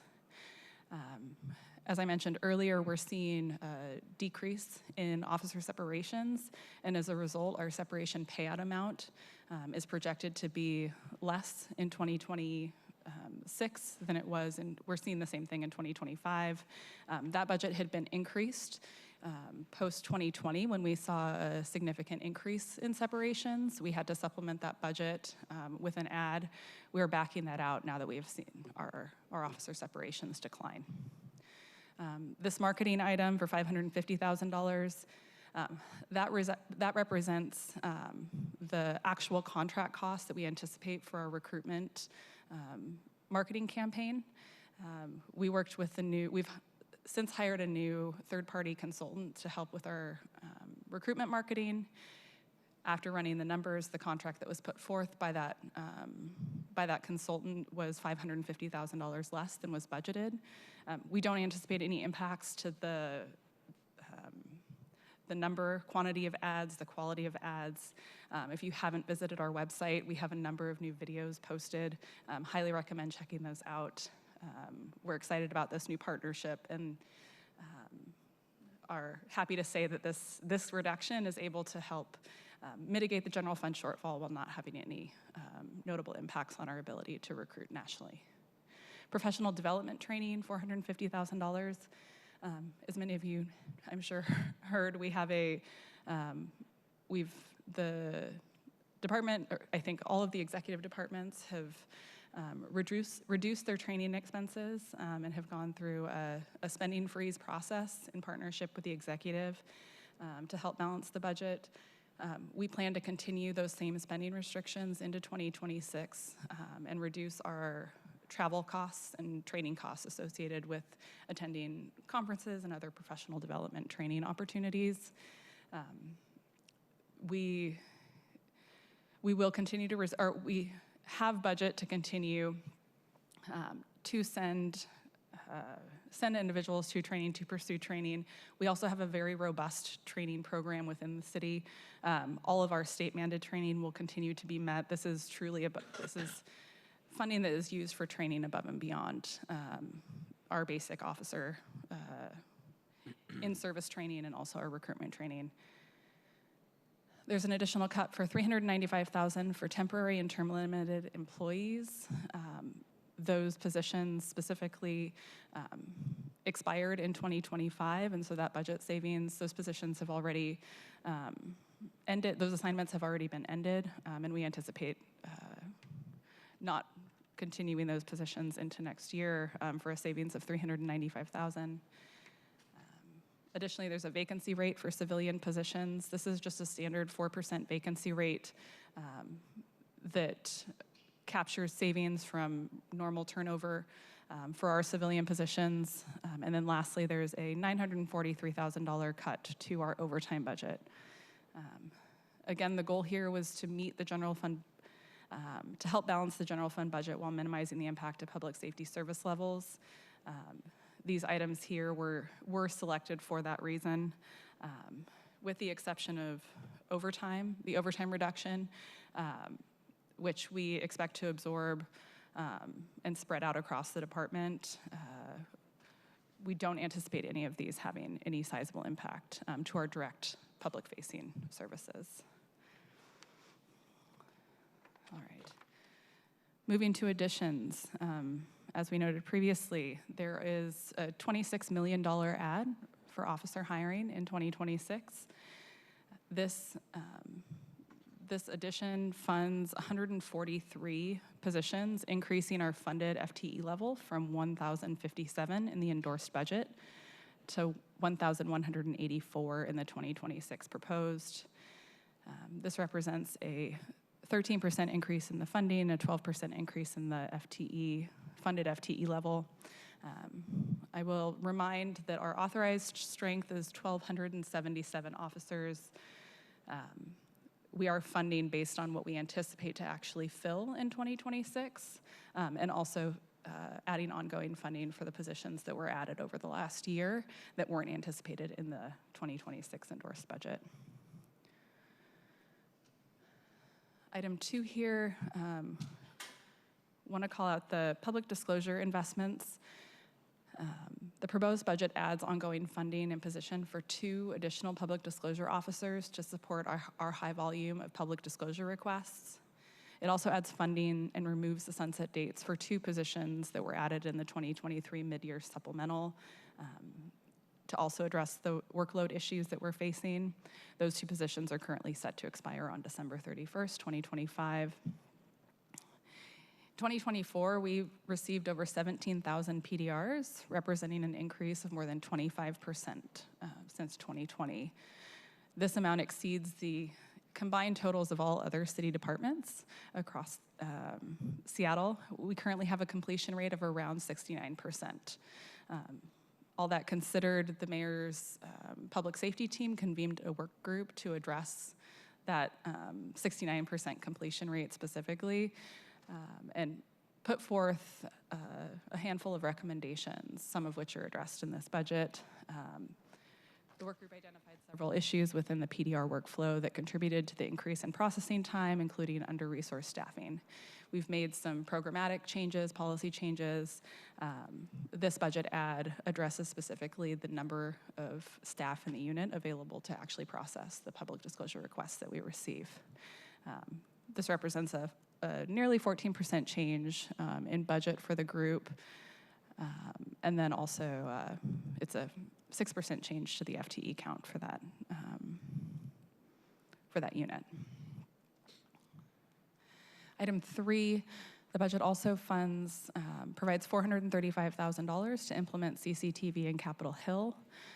This includes one-time and ongoing funding for that expansion. These camera systems contribute to reducing crime by assisting in collecting evidence related to serious and/or violent criminal activity. They support investigations, holding criminals accountable, and removing deadly weapons off the street. I know we've spent time over the last couple months discussing this particular topic with you all. This item funds the expansion into Capitol Hill, and these cameras have already proven to be a critical tool used primarily by our real-time crime center in support of our patrol efforts. Item 4, the proposed budget includes ongoing funding for 1 FTE, diversity, equity, and inclusion officer. This position was an identified need in 2022 that we filled with a term-limited position. That position expired in 2025, and this particular item adds an ongoing position and funding for that work to continue. Examples of duties that this person is responsible for is the development of our RSJI work plan, completion of racial equity toolkits, advising leadership on issues related to diversity, equity, and inclusion. This is a critical need for us, and especially at a time when we're working to advance the chief's priorities discussed earlier. Item 5, FIFA equipment costs. The budget also includes $757,000 to purchase equipment in advance of the FIFA World Cup games. Specifically, we're looking to purchase barriers, trailer packages, and also further expand the CCTV cameras in the stadium district to increase situational awareness in advance of the games. Revenues supporting this item were held in reserve in 2026 and are being appropriated to SPD in the 2026 proposed. And that's the overview. Happy to field any questions. Thank you. Chief, any final words before we turn it over to councilmember questions? Always kind of begin and end the same way, and that's thank you. You know, we cannot fulfill our mission to protect the community here without the generosity of our taxpayers and without the stewardship and oversight of our city council. I want to thank our executive director of budget and finance, Angela Sochi, for putting this together. I learned a long time ago when I was a young captain to spend as much time in budget and finance as you possibly can if you're expected to do this at a high level. I also want to thank our Chief Operating Officer, Brian Maxey, as well, for your leadership and your guidance in getting us to this process. Thank you. Thank you. Councilmember Kettle is the chair of the committee overseeing this department. You are recognized for opening statements. Thank you, Chair Strauss. Thank you, Chief Barnes, for being here today and for the press conference that was just held. It's very important. I also want to welcome Mr. Maxey and Ms. Sochi. This time of year to talk budget is always interesting. Of course, we do this over the course of the year as well, but to go into specifics is nice. And of course, Director Eder and then our own Director Noble, welcome back. Budget people, FTEs, this is probably the center of most things. You know, the onboarding of new officers. I believed with our strategic framework plan and Pillar 1 being SPD staffing that we were going to make progress, and maybe not as much, but we are definitely moving in the direction as needed to achieve the goals that we have. And so I'm really thankful to hear those numbers, and I recognize from a budgetary perspective that adjustments need to be made and reflect the great work that's been done, reflecting all the work that we've done as well, whether it's recruiting, retention, incentives, to all the other pieces to include leadership. I think that's really important, and we need to maintain the momentum. As I've said many times, nothing builds momentum than momentum, and we definitely have momentum, but we need to keep that momentum going on. And then we also need the budget support for this piece to come in as well. On more specifically related to the presentation, you know, there's different pieces here. I understand World Cup's kind of a unique one-off, and so I understand those pieces. Thank you for the DEIA piece. Can you speak to that a little bit? Somebody speak to that a little bit more in the sense of, I understand that there was somebody, temp, but then not there now. Have we been able to step forward with this position? We have not. The position was a limited term employment, and that term ended a few months ago. And so this request, or this addition rather, is to fill it. When I think about this position and kind of what we want from it, a couple of things come to mind. Number one, partner with other community-based organizations and advocacy groups to strengthen our relationship, which is part of what it is that we should be doing here. being able to publish an annual report on our efforts, track progress, identify challenges and areas for improvement, partner with our accountability partners or our civilian oversight partners to ensure accountability is also certainly one of the responsibilities. Develop and implement our DEI strategies to align with our mission and our values as well. Also to advise me and other members of the command staff on DEI issues of equity and how it impacts our responses and our community concerns. Look at our policies and our procedures. This was something I had this position when I was in Madison, and as you read policy, the policies were really written in a way that did not lend itself to equity. One example, it may seem like a small thing to some people, but I don't think it was. Everything in the policy referred to police officers as he. And they went through and they said, you know, we can do a better job with our language because I do believe that words matter. As well as looking at principles of DEI and, of course, training. Training is really big for us and ensuring that everyone understands. It's no secret that the department has had some bumps in the road regarding how we treat each other. And I think at the center of all of that could be how we value each other who are different than what you see in the mirror. Thank you, Chief.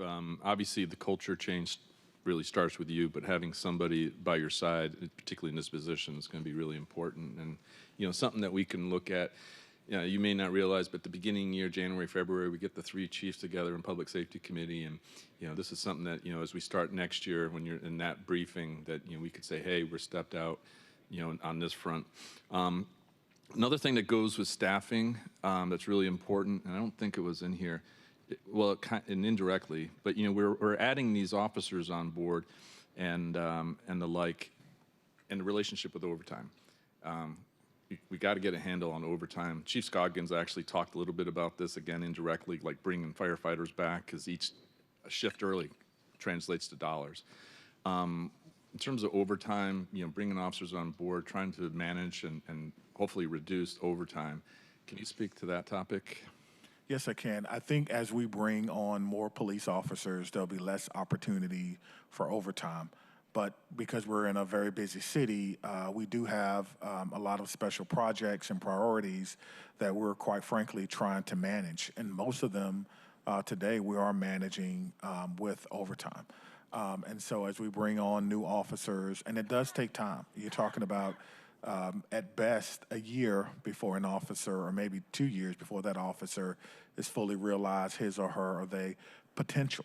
And I think that's very, very important that we note. And so we're going to chip away at this. We're also will be implementing a new time management system. I call it telestaff, but I'm sure there's a more proper term to it, but telestaff will help you with that. You'll have your schedule in there, and you'll be able to track where we are. We currently have officers and commanders that are using their own spreadsheets to track people and keep up with where people are. We need to do a better job with that, and so that's the project that's being led by CEO Brian Maxey. And so once we get that program up and running, it should help us at least better track where we're spending time with overtime. And so we're certainly aware of that, but the truth of the matter is we could not do our job at this particular point without the overtime that we're using.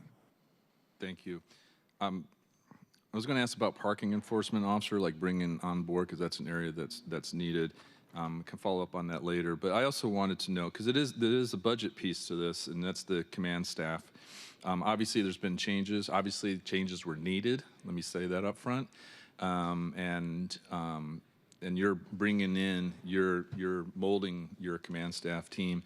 But there's a cost to that too. And I just wanted to raise that because it's an important topic, and I think this is another area, like when we have the beginning of the year briefing showing how things have settled out in terms of, you know, command staff and basically making your imprint on the department and then moving forward to accomplish the goals. But can you speak generally, well, actually more in details, your choice, regarding the command staff piece?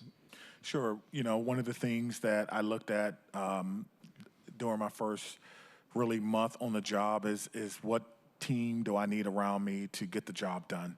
And there were several additions that I needed to make.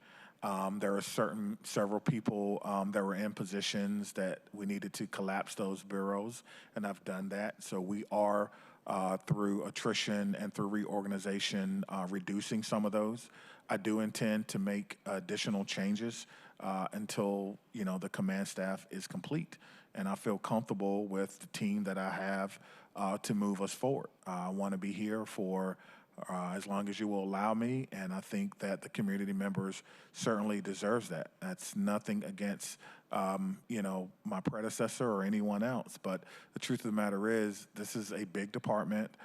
It requires a lot of energy, a lot of time and attention, and I want to make sure to have people in the right place. I've studied police departments, and I know for a fact, at least in my mind, and my training and experience, that communication is important. So it's important that I brought on someone to help us with communication. I know that oftentimes in this season, we have to have someone that can manage special projects and communicate with council. So I hired a chief of staff, not to replace the work that CEO Maxey is doing with you on the legislative front, but to work with your chiefs of staffs, so that you don't have to call us and ask us what's going on with this, that we can produce a product for you and your staff so that you can communicate with your constituents. So I brought on that. I wanted to bring on another deputy chief because there really wasn't a clear line of succession, and having one deputy chief really over a department this size really doesn't make a lot of sense to me, because we have an investigative support side and we have a patrol response and proactive side, which quite frankly are almost like having two separate police departments.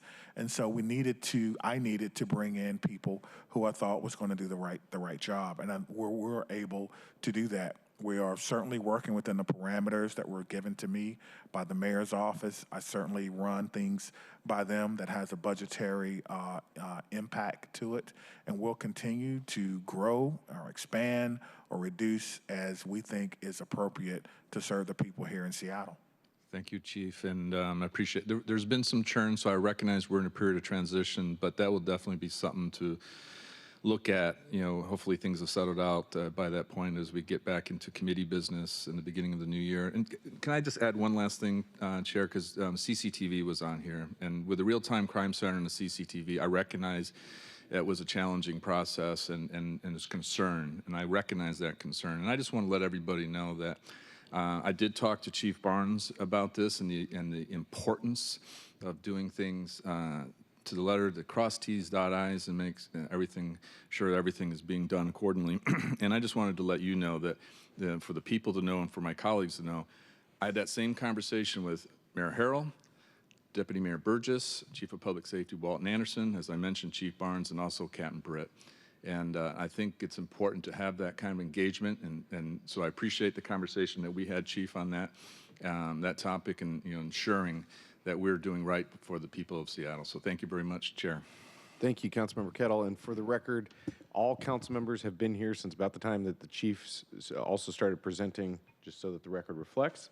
As well, everyone has their hand up. So if all council members ask questions and responses for 10 minutes, we will be here until 1:10 p.m.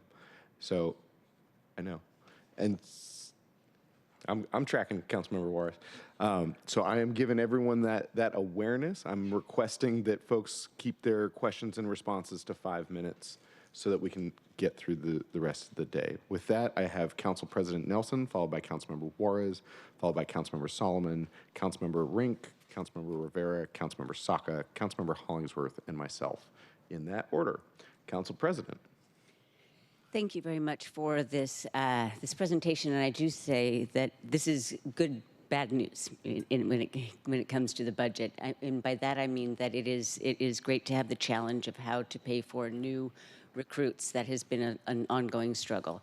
And just while I'm on it, thank you very much for setting up at the CID night market yesterday, or Saturday. Think your folks were there in a booth, and I was seeing a lot of interest from the public. So I often say that council passes the laws and the mayor's office and executive departments implement, and so this is us both working together.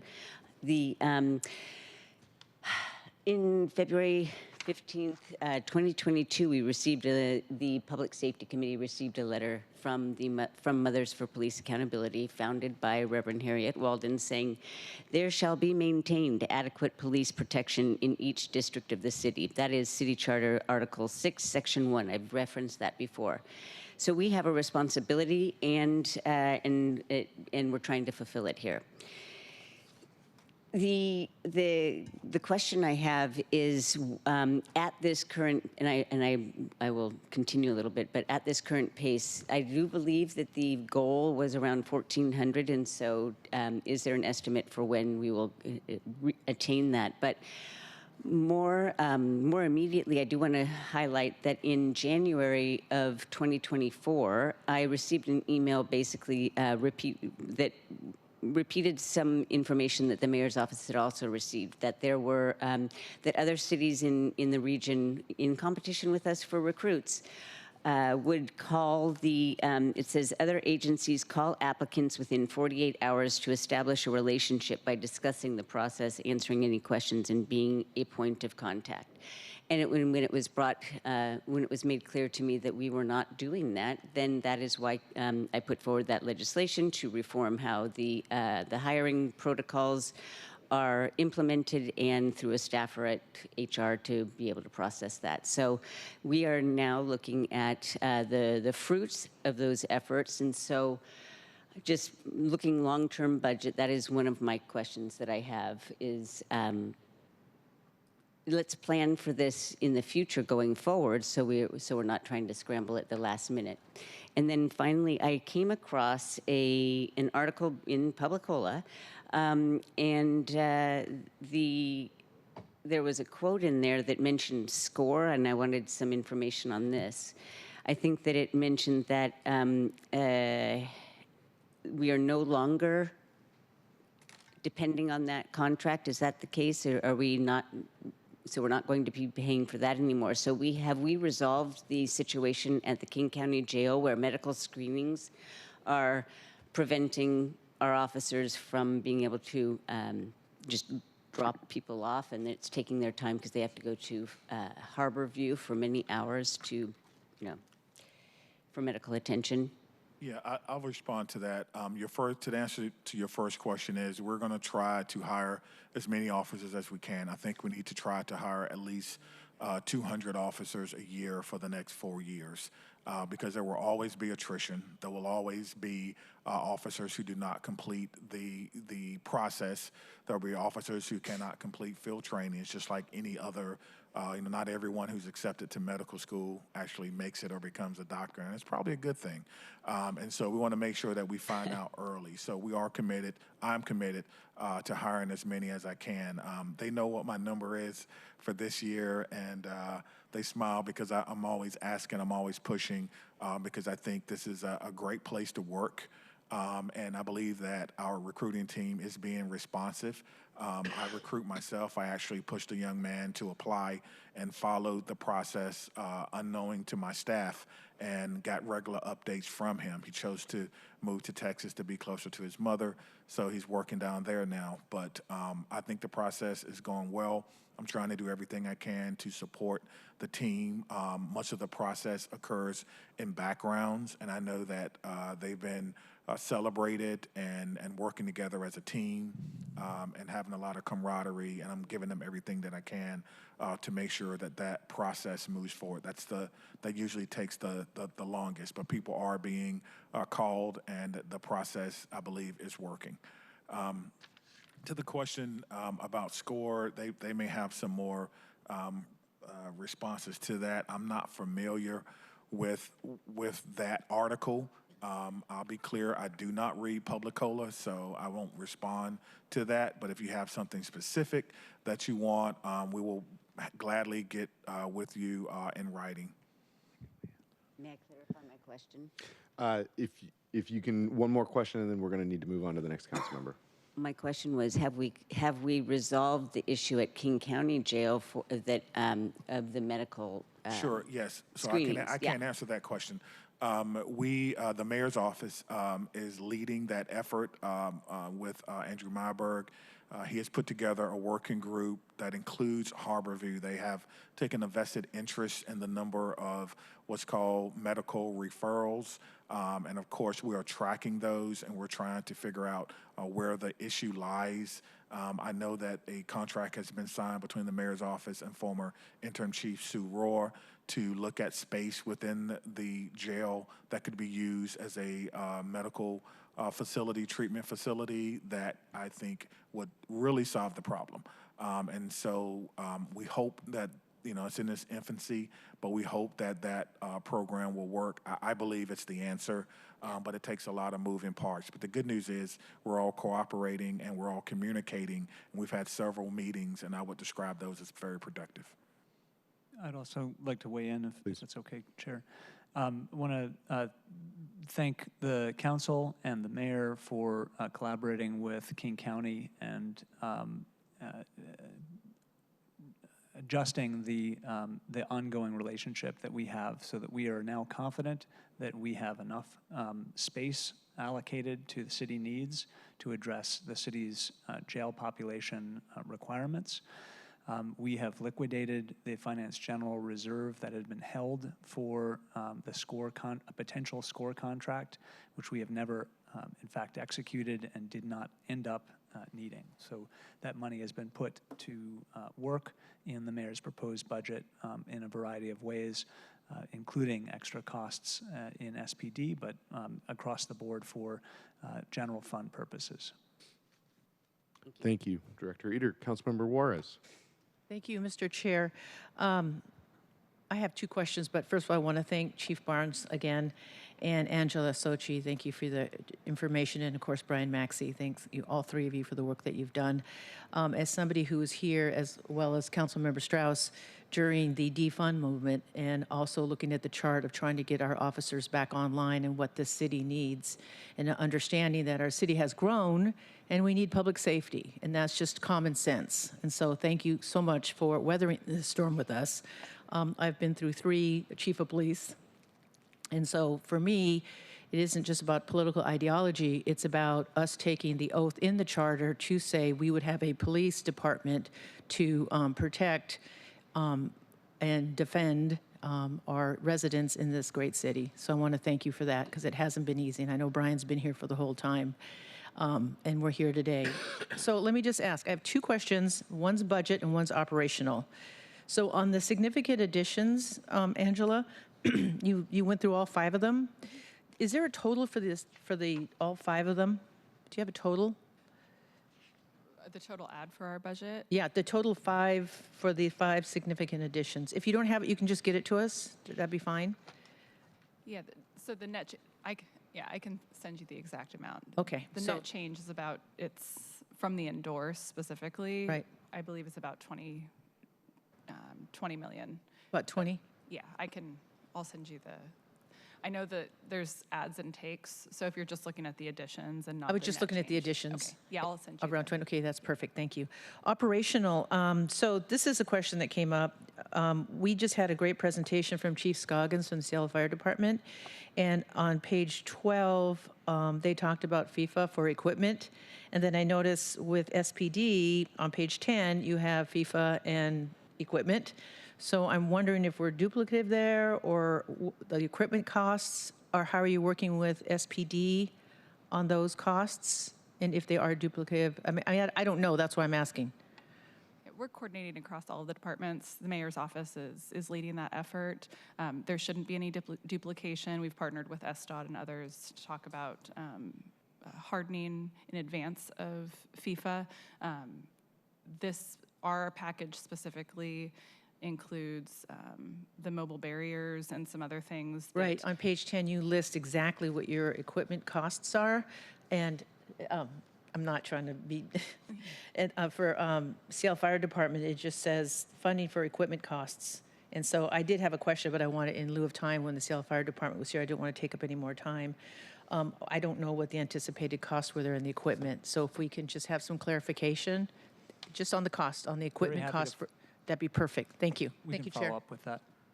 Thank you, Councilmember Juarez. And 3 minutes. Councilmember Juarez holds the record currently. Councilmember Solomon. All right, let's see if I can beat that record. Again, I want to thank Director Sochi, COO Maxey, and Chief Barnes for being here. I will just read the questions I have, into the record. Back and forth. Take some back and forth. What's that? Take some back and forth. back and Sorry, forth. Chair's Okay, we'll do some prerogative. back and forth. You are currently the only council member that is possibly also employed by the Seattle Department, the police department, and once you're not a council member. Go Yes, for it. and one of my questions is, am I going to have a job to come back to with this budget stuff? I mean, you don't have to let's answer be that. real here. Brother got to eat. Okay, so first of all, I want to applaud you for retaining the DEI position, because while we have so many folks who are running away from it, we are embracing it. And, that makes me very happy to see that. So wanted to acknowledge that. Also in this weekend's paper, there was information about the Before the Badge program and how that program is really helping to, I see it as weeding out or vetting process. Folks who are coming into that program may realize that, maybe this ain't the career for me. At the same time, it gives our folks in training an opportunity to look at these recruits going, maybe this isn't the career for you. So I think it's, that program is, I don't know if anybody else is doing something like that, in the country. So again, kudos to the department. So some of the things I would like to ask about, I see in this budget, there are CCTV allocations for the Stadium District and for Capitol Hill, but there's no mention in budget allocations for Central District around Garfield. Do we have a budget item for that yet? Yes, that was allocated in 2025. So Okay. we have funding for Garfield, specifically 375 in one-time costs and 50,000 ongoing to maintain the system. All right, great, thank you. And given that, the president is threatening to pull FIFA funding from Seattle, has that figured into our calculations? Are we even going to have a FIFA if he follows through with any of this stuff? The other question I had regarding the federal funding is, I know that we currently have JAG grant funding, and wondering if we're basically making allowances or a contingency plan if that funding just goes away. No, I'll jump in and take that one, at least as a first step. I know that the mayor is fully expecting that we will continue to be a FIFA location. FIFA has given us every reason to believe that that's the case, and we are planning accordingly. We're moving forward with acquiring equipment, training staff, making sure that we are fully prepared to be among the best locations for FIFA games. With the world's eyes upon us, we should do nothing less. All right, cool. And a couple of the things, and maybe we can, have a discussion offline. I think, something that Chief, you and I have talked about is the potential of reallocating dollars that are currently slated for hiring bonuses, lateral bonuses, and maybe shifting those to a retention bonus for those officers who have stuck with us for, quite a while. I would also look at the reductions in professional development. Does that mean we're going to be sending less folks to conferences, less folks to professional development training like CEPTED certification, those kind of things. And again, that question about, are we planning for the possibility that JAG grant funding will just be cut completely? So those are, some of the questions I have that, again, maybe we can discuss offline, but given that others on the on the dais have questions for you, I will just leave mine there and see about getting some, one-on-one time with y'all just to dive a little deeper into some of these. Thank you, Chair. Thank you, Councilmember Solomon. Before we move on, you had some very good questions. So especially about the retention bonus, I'd like to have the department respond on the record because I think a number of us have that question. Yeah, I believe the retention bonus, or if we were to do a retention bonus, it would have to be an addition. I don't think we can move hiring bonuses to persons who are here because there will be a lot of moving parts in that and trying to determine how that actually is supposed to work. Does everyone get it? Does everyone get the same amount? Is it only for people who were here during 2020? There's a lot of questions, I think, that needs to be answered. In one of my past lives, we had something similar to that, which was called a longevity incentive. And so based on the number of years you were at the department, your accumulated points was translated into a longevity bonus around Christmas time. But those are things that I think would have to be negotiated. I think there's probably a labor union would want to weigh in on that. I'm sure the executive would want to weigh in on that.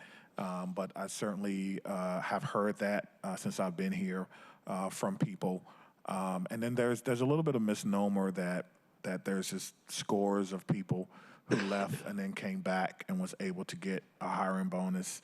And I think the number was somewhere around 10 officers that actually did that out of the 900 that we have now. So I just wanted to clear the record up that conversation was a little bit overinflated, but I do understand that it is a spot that officers are certainly looking at, but I don't think we could solve that today. Thank you, Chief. Up next is Councilmember Rink, followed by Councilmember Rivera, Councilmember Saka, Hollingsworth, and myself. Councilmember Rink, the floor is yours.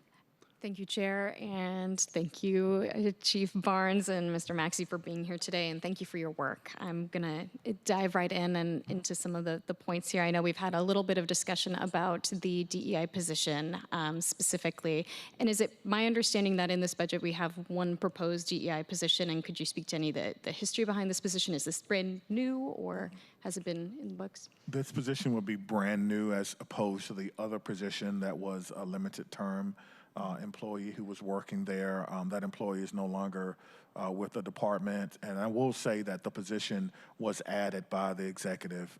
We were instructed to offer some cuts, and this was one that was naturally cut because it expired, and then the executive actually added that. So we are appreciative of the city's just overall adherence to how important the work truly is. And I think this is, if I may, this is one city that actually understands what the actual definition of that is.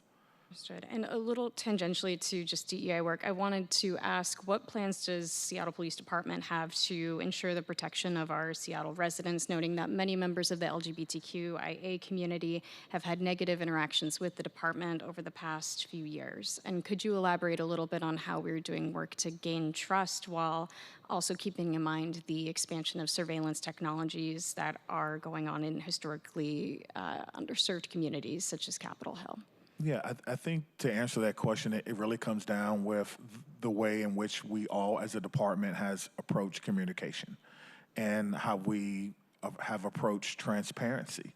We had an issue earlier in my tenure for which, our department had a misinterpretation. It caused some problems, and I apologize for that. And then I talked about how to fix it.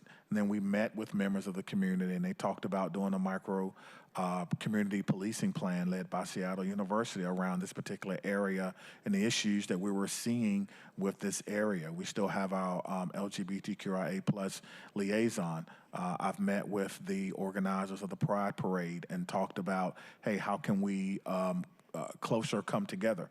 We talked about officers who are in the department, who are LGBTQIA plus, wanting to participate again in the parade. It didn't happen, but that doesn't mean I'm not going to stop having the conversation and looking at all the things that I can do to reassure. We have many officers who are not only a part of the community, but they have loved ones who are a part of the community.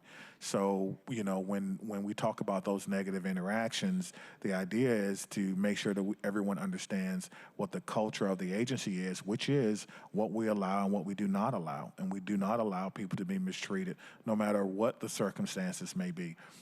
To that end, we have one of the most robust accountability processes really in the country that I've ever seen.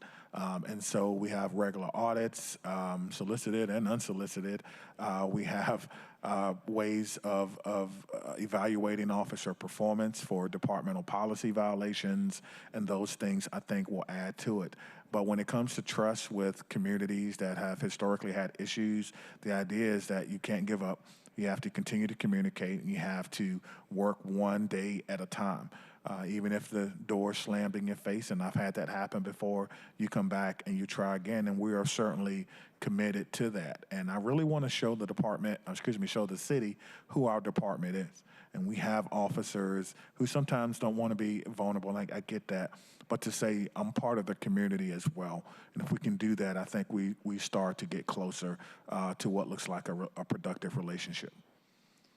Thank you for that, Chief Barnes. And building on this point, and even building on the press conference we participated in earlier this morning, I'm wondering if you can speak to how Seattle Police Department will work to differentiate themselves from federal law enforcement, knowing that there's an increased chilling effect that's happening across our community, particularly looking at the rhetoric from the federal government, as well as increased concerns with rising usage of surveillance technology. Absolutely. Our policies require our officers to be clearly identifiable, even when they're serving search warrants and things of that nature. I'm not aware of an opportunity where our officers cover their face. If a community member asks for a badge or a badge number, we do that. We give them that. And then anyone can file a complaint against a police officer if they think they have seen something that is not in line with the values of our city, and it is investigated by the Office of Police Accountability. And so, we really, I want to be clear that we work with federal partners. We have operations with FBI, we have operations with DEA, things of that nature. So we do work with them, but our officers know if those partnerships turn into immigration enforcement, check off, come back to the station, and then they work from there.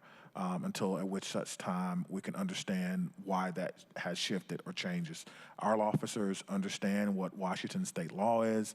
Our officers understand what our policies are, and we're working to ensure that we're not confused for something that we're not. And because I know we have constituents who may be watching, if you have a question, feel free to call 911. We can tell you if that's us, or if we're there, or if we're not there, and what the circumstances may be. Because I get that question a lot from people, what should they do? And I always tell them to just give 911 a call. But as we work to establish relationships, they can call police officers who they know. And those police officers are sometimes quicker to be able to say, no, we're not over there, or I heard that we may be doing an operation, or yes, do you see a police car out with Seattle Police? If so, that's us. Thank you for that. And Chair, I have one more question that I'd like a response here today, and then I'll read my last question into the record, if that's all right. Thank you.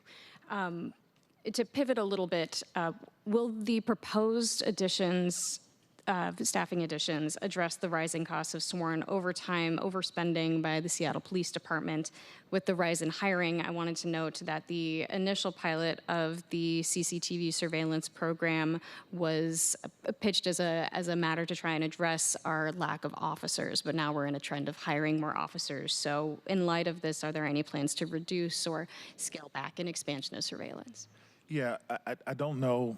At least I know I did not say that, but CCTV cameras, public space cameras, are used usually in investigations, which means unfortunately something has happened.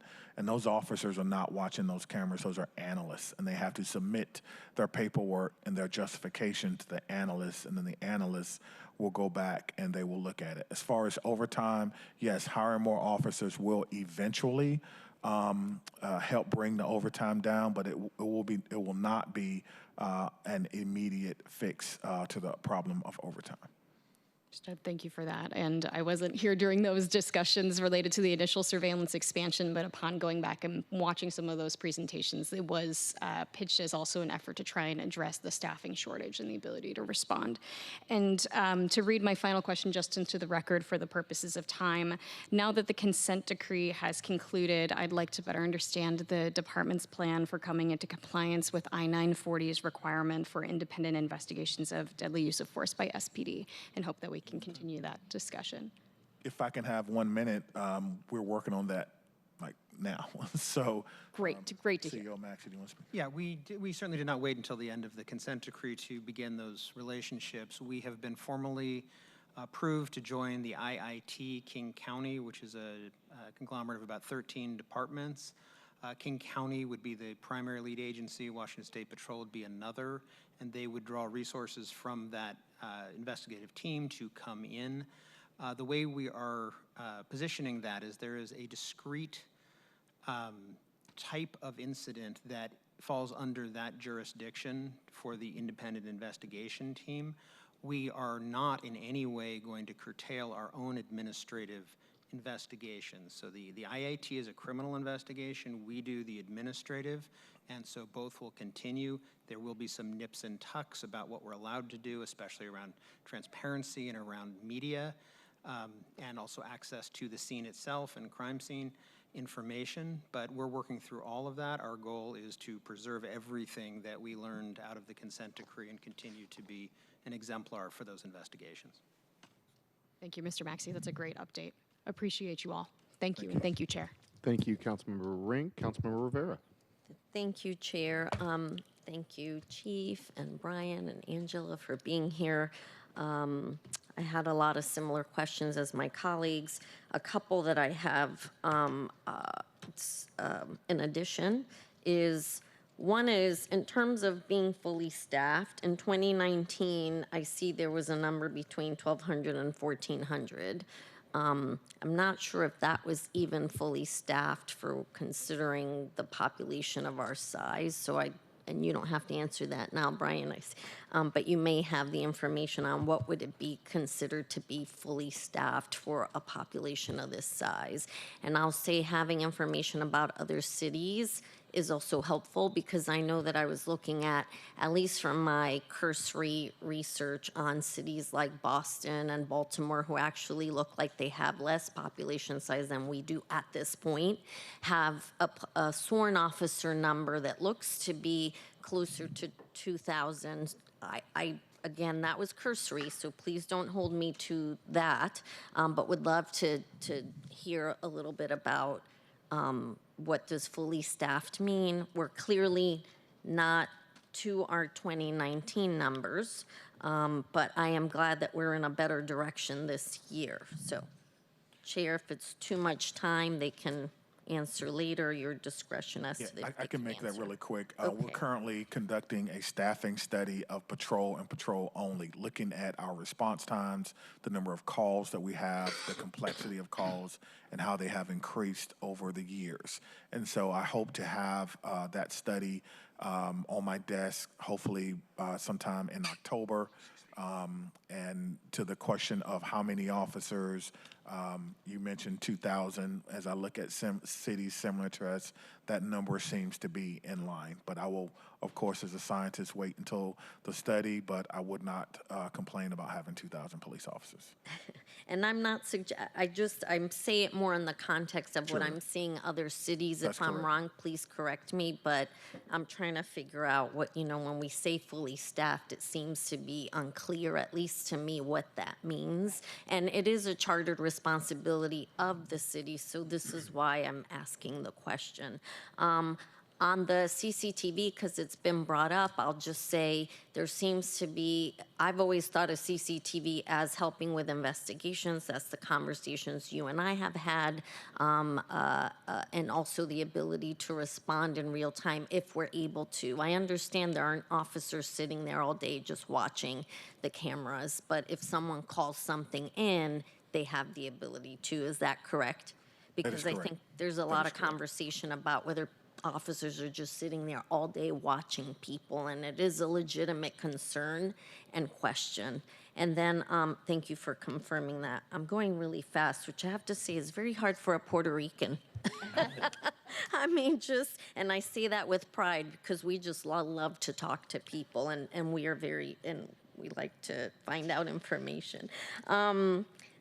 Doesn't mean others aren't. Just mean if you know Puerto Ricans, we're quite chatty, and I certainly am one. My last question, Chair, and then I have other questions, but I'll put them in the tracker. On the training side, when I see that there's a reduction in professional development, I want to make sure that that does not mean required training and training. For instance, I'd love to get information about what you do in terms of community policing. Chief, I so appreciate the many conversations you and I have about the importance of community policing. If officers, are in the community, they are a part of that community, and they will take care of that community and everyone in that community holistically. I really appreciate hearing your background. You served in the military, then you were a history teacher, which is in my house, very, very regarded history.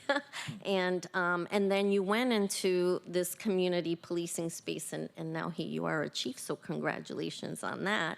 And also super appreciate this community policing piece, because I often feel that part of the issues that sometimes we see with a subsection of the force is that there is that missing piece of community policing. So I'd love to hear what kind of training officers are required to do, and also confirming that this professional development piece is not that somehow we're lacking on something that we should be doing, or foregoing rather something we should be doing.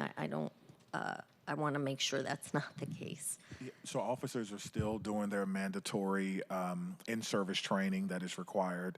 We had to, of course, give some money back this year. I believe that should not be the case next year. Angela, you can correct me if I'm wrong. But I do believe we've been creative a little bit with some of the training opportunities. We have an opportunity to use asset forfeitures for some trainings, and officers can still submit training requests for review, and if approved, we still send them to those trainings. Yeah, that's correct. We've reserved enough budget to ensure that anyone who has a required certification, Councilmember Solomon mentioned the CEPTED trainings. If you're in a specialized unit that requires a certification in order to perform your basic job functions, those will continue. We had built out the budget to allow any employee to submit a request for training, even if it wasn't necessarily relevant to their day-to-day job function, just for the purpose of developing our personnel and supporting their professional goals. We've had to scale that back some. So if you are submitting a request for training that's not directly related to your current job function or an anticipated job function, we are curtailing some of that. But we have reserved budget to continue it at a certain level. It's just going to require a little bit more justification, and it's not, as open as it was before, just given the budget constraints. We have also reserved budget specifically for management training to make sure that we can continue to invest in our leadership and make sure that they have the tools and skills to be effective leaders. So there was a small reduction there, but we did reserve a portion of the budget specifically for that purpose. Which is really important that managers have the training, the necessary training to be able to manage their folks. And Chief, and Brian, I'd love to talk more about the training that's required and culturally sensitive and things of that nature, which I think go along with community policing. And I know, Chief, you and I have talked a lot about. So I'll leave that, since we don't have time right now, we will continue that conversation. Thank you. Thank you, Councilmember Rivera. Councilmember Saka, followed by Hollingsworth. Thank you, Chair, and thank you, Chief Barnes, Brian, and Angela as well for being here today. Really appreciate this insightful overview of the department's proposed budget, and more importantly, all you all do every day to keep us safe, and the important role that you play in implementing our broader public safety goals and strategies. So my question pertains to an investment from last year's budget to the department. It is obviously wise, for any department, if the executive department asks for new spending or new programming within a budget and we actually fund it, to make sure that it actually gets implemented. And it also is prudent for departments if we, as a council, add new investments on top of the budget to a particular department, that you work efficiently and with urgency to implement and implement those investments as well. So I have a question about an item from last year's budget. So specifically related to 30 by 30. So in 2025, that adopted budget, we included budget legislation to add an FTE, and I think that was a Strategic Advisor 3, if I recall correctly, to support the 30 by 30 initiative, which is the department's goal to add, I think, have at least 30% of the force represented by women by 2030, if I'm recalling correctly.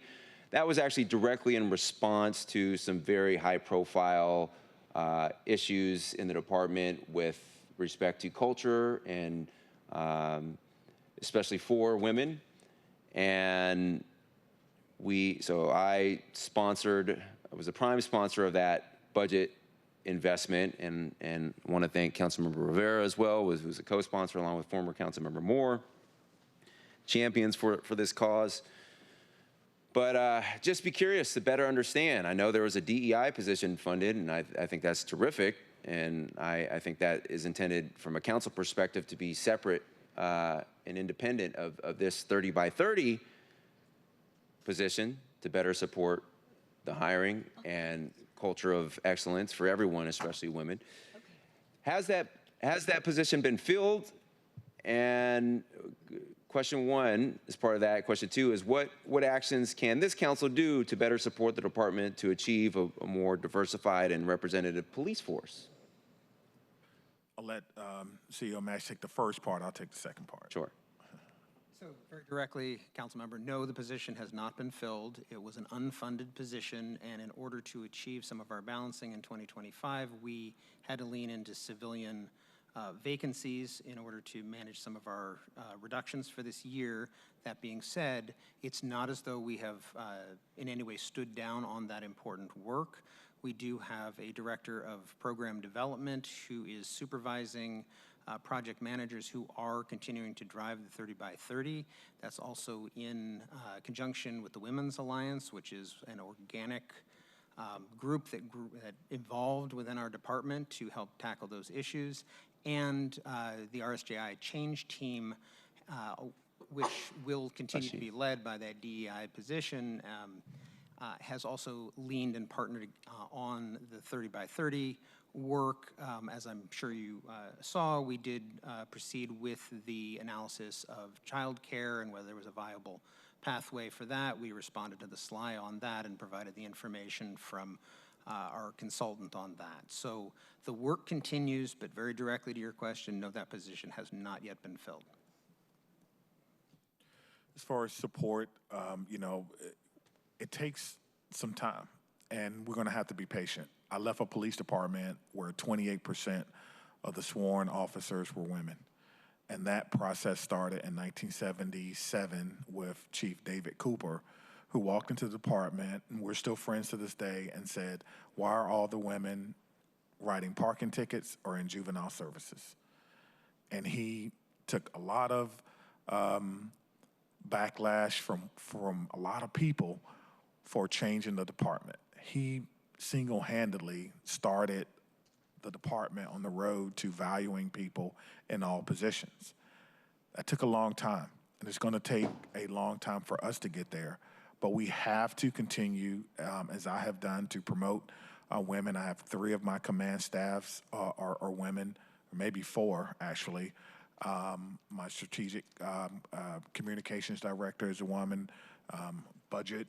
We're showing that this department is a place for you. And if I could just say one last thing about that is, you don't attract what you want. You attract who you are. And so as we continue to show that Seattle Police Department and the city of Seattle is a place that's welcoming to all people, it's a place where you can come and be successful, those numbers will rise. This position will certainly help it. We have not hired for that position yet, but we'll talk with staff and see where we are on that, and we'll keep you updated. Thank you, Chief. And on the one hand, I'm encouraged by some of the initial efforts the department has taken to better retain and attract women, some of which you accounted for just now, Chief. And I think we should celebrate some of that initial progress and those, at least the initial steps taken. On the other hand, I am disappointed to hear that a specific council investment to directly address that issue head on as one tool in broader set of tools has not been spent or has not been implemented. All right, I'll move on to my next question is about gun violence. So reducing gun violence is an important priority for my office. Chief, I appreciate your partnership in better addressing some specific gun violence challenges in my district earlier this year, and the continuing ongoing work that is involved in that. And gun violence, huge challenge all over the city. In certain areas, certain communities and neighborhoods, as we know, are more impacted than others. And we need a comprehensive approach, comprehensive strategy. Focuses heavily on gun violence prevention. Prevention helps, better address gun violence than actually responding to it. And, circling back to the first pillar reflected on your slide number 1, the first full slide there of the police department's kind of mission and goals, it says crime prevention. So we need a comprehensive, overarching strategy to address, in this case, gun violence prevention. Part of that is, proud to have written some investments in the FEP levy proposal renewal that's before voters, to include, among other things, add more after-school opportunities and investments for youth that are at risk or at opportunity for crime and criminal activity, including gun violence. So spans the gamut. But what further investments? And it requires a multi-department effort. Like this. I don't know why I did this. In any event, it requires a multi-department effort, including yours, plays a role in that. So what further investments can we do together to try and drive down gun violence in our communities? We have to, first of all, thank you for that question. I want to be clear that we have a comprehensive plan to address gun violence. It's called Seattle-centric policing. I gave the council a bit of a preview of it. It's those things that I mentioned before. It's understanding place. Every council district has a priority area, and we're measuring our treatment, and we're measuring the dosage of what it takes in those particular areas. We're focused on the people in those areas, and I'm going to circle back to that for a minute to answer your question. Community engagement and communication, as well as problem solving, bringing everyone together to the table. But when it comes to person-based, what can you do? Think of it this way. We did some research when I first got here of who we caught with weapons, who we know had fired that weapon. We got a shell casing somewhere.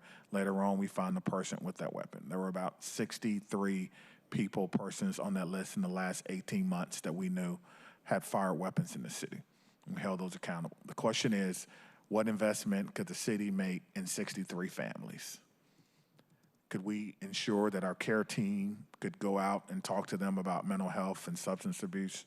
Could we ensure that our fire department can go out and talk to them about some of the services that they provide in dealing with people and their emotional and their physical shape? Could the city provide housing, jobs? Could they help families with parenting? It takes really a whole of government approach. And the good news is, we have people that we have identified, and if we will work together, which is what we're trying to do, which is one of the things that brought me here, because the city has committed to doing that. The council has committed to doing that. I think we're going to see gun violence being reduced. It has gone down, certainly not as fast as everyone would want it, but this still is a big city with big city problems, and I think we're doing a great job. Are we perfect? No, but as I always try to remind myself from time to time, good is not the enemy of perfection. Thank you, Chief, for that. Final comment that I have is pertains to a line of questioning and discussion from my colleagues earlier around police hiring, the appropriate number of staffing that is needed versus what we have today, and the opportunity we have to better close that gap. So I note that there's a rough goal somewhere. I don't even know the source, to be honest, but there's a rough goal of hiring, making sure we have roughly 1,400 deployable officers. I note the mention there by Angela earlier of the authorized strength of 1,277.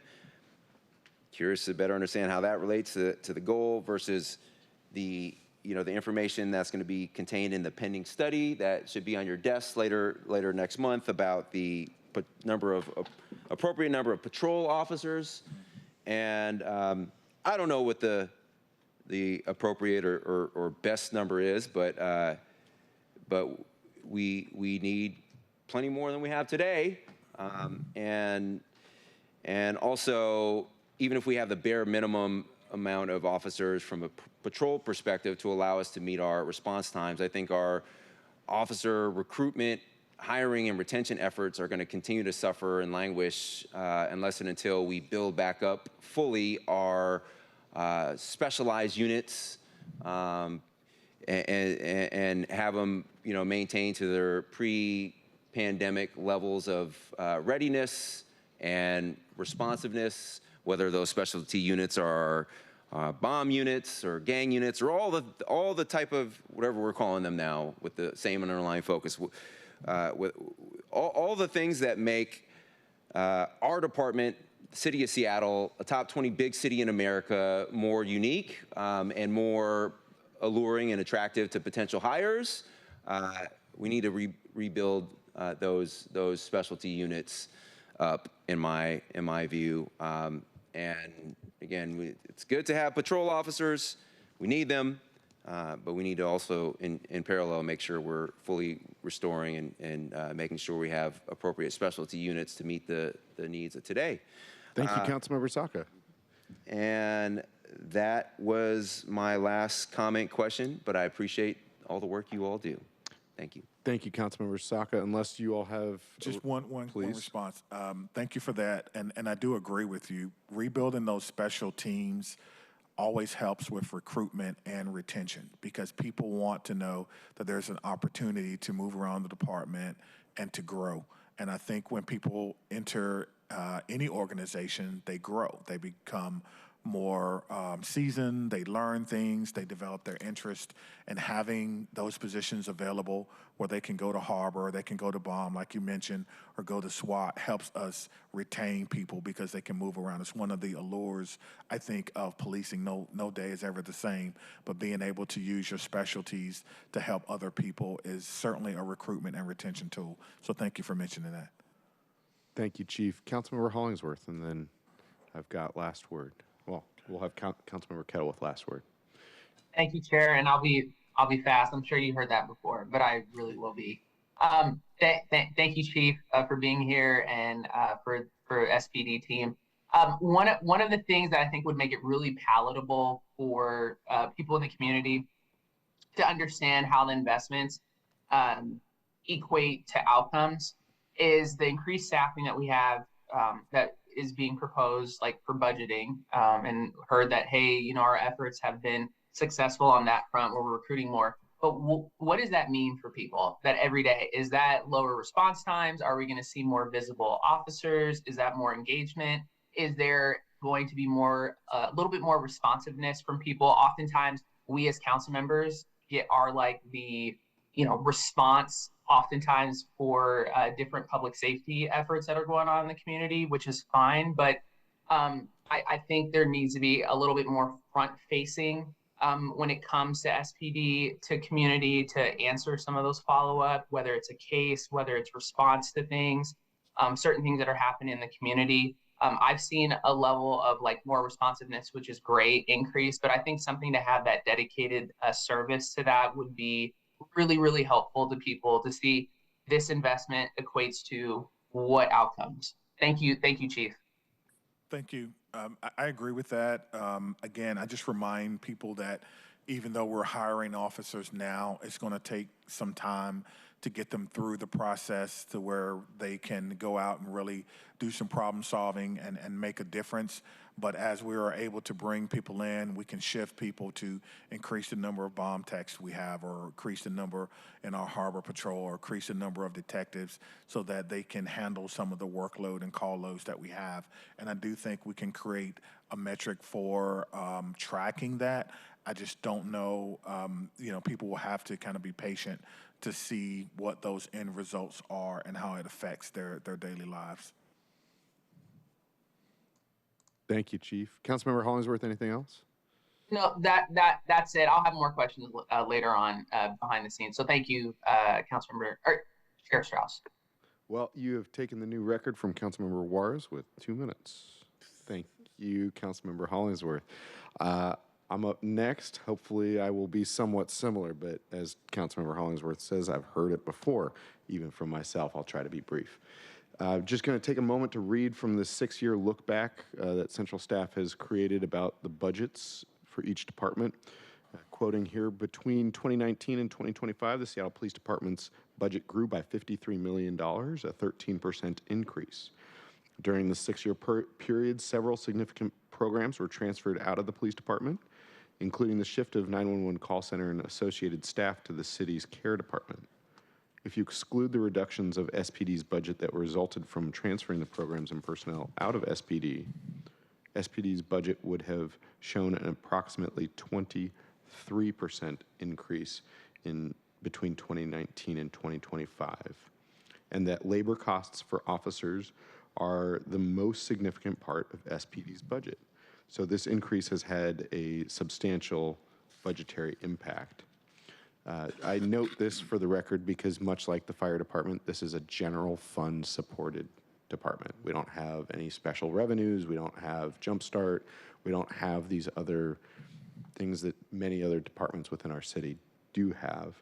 I do notice that in here, and and we'll get to this, it might be one of my questions now or on SharePoint, which is that the narcotics unit was decreased with its funding, but it also looks like it was, along with special victims, special investigations, violent crimes, were transferred into the criminal investigations BSL. Is it my understanding that that unit is still whole, even though it's in a different BSL, or what is the change with narcotics at this time?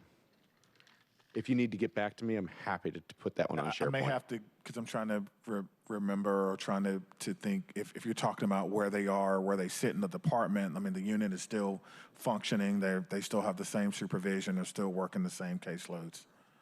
Fantastic. I'll come back with a more specific question on SharePoint. Just want to note that the budget reform that was done with this team, Chief Rohr and the mayor's office last year, has helped us have a more transparent view into the department's budget.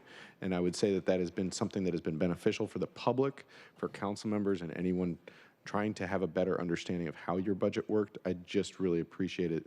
The overtime is a real clear example of how we're able to have a more clear conversation about what that funding is, why it's needed, what reductions or additions do to that BSL. So I want to thank you there. Question I did not prep you for is missing, murdered, and indigenous people. I'm calling in from the tribal summit that we had last week. Chief, if you wouldn't mind taking a minute or two to describe some of the conversation that we had about collaborating with tribal government police departments, the need for information sharing, the barriers that we currently have, and where we're going forward on this. And the question about budget is, do you have the budget for it? Well, the good news is establishing an MOU really doesn't require too much of a budget. But the idea is that we want to make sure that as I meet with some of the tribal police departments, that we have information sharing and MOU agreements or memorandums of understanding in place, so that if someone goes missing and murdered, we can get as much information about that person as possible. And again, under my administration, we're never going to turn down help from another agency, tribal agency, or another city that wants to come in and help. Now, we are bound by law about what information we can give out to people who are not law enforcement, but having that memorandum of understanding, that information sharing, allows us to give them information, and then they could, of course, share it with the people who may be out searching or looking for that person.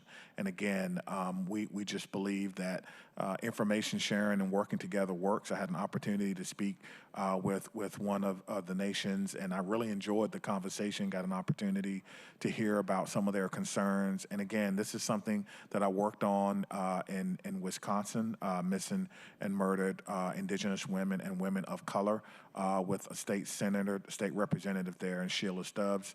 And so I can send you an article about that. And so it's something that I've been concerned about for a very, very long time. But the point is, we want to make sure that we can bring as many resources as we can to bear when someone goes missing or someone is murdered, so we can give them justice.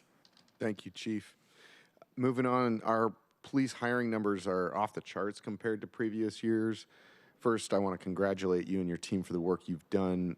The question here, I heard you say just a moment ago, you recruit not who you want, you recruit who you are. Can you share a little bit more about what you think has contributed to this hiring spike?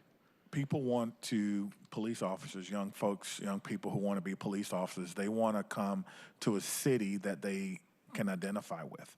And the reason I think the numbers are going up, not because of me, but because of my staff, but it's also because of the city. They want to know that they're going to work for a city where they're supported from the elected officials.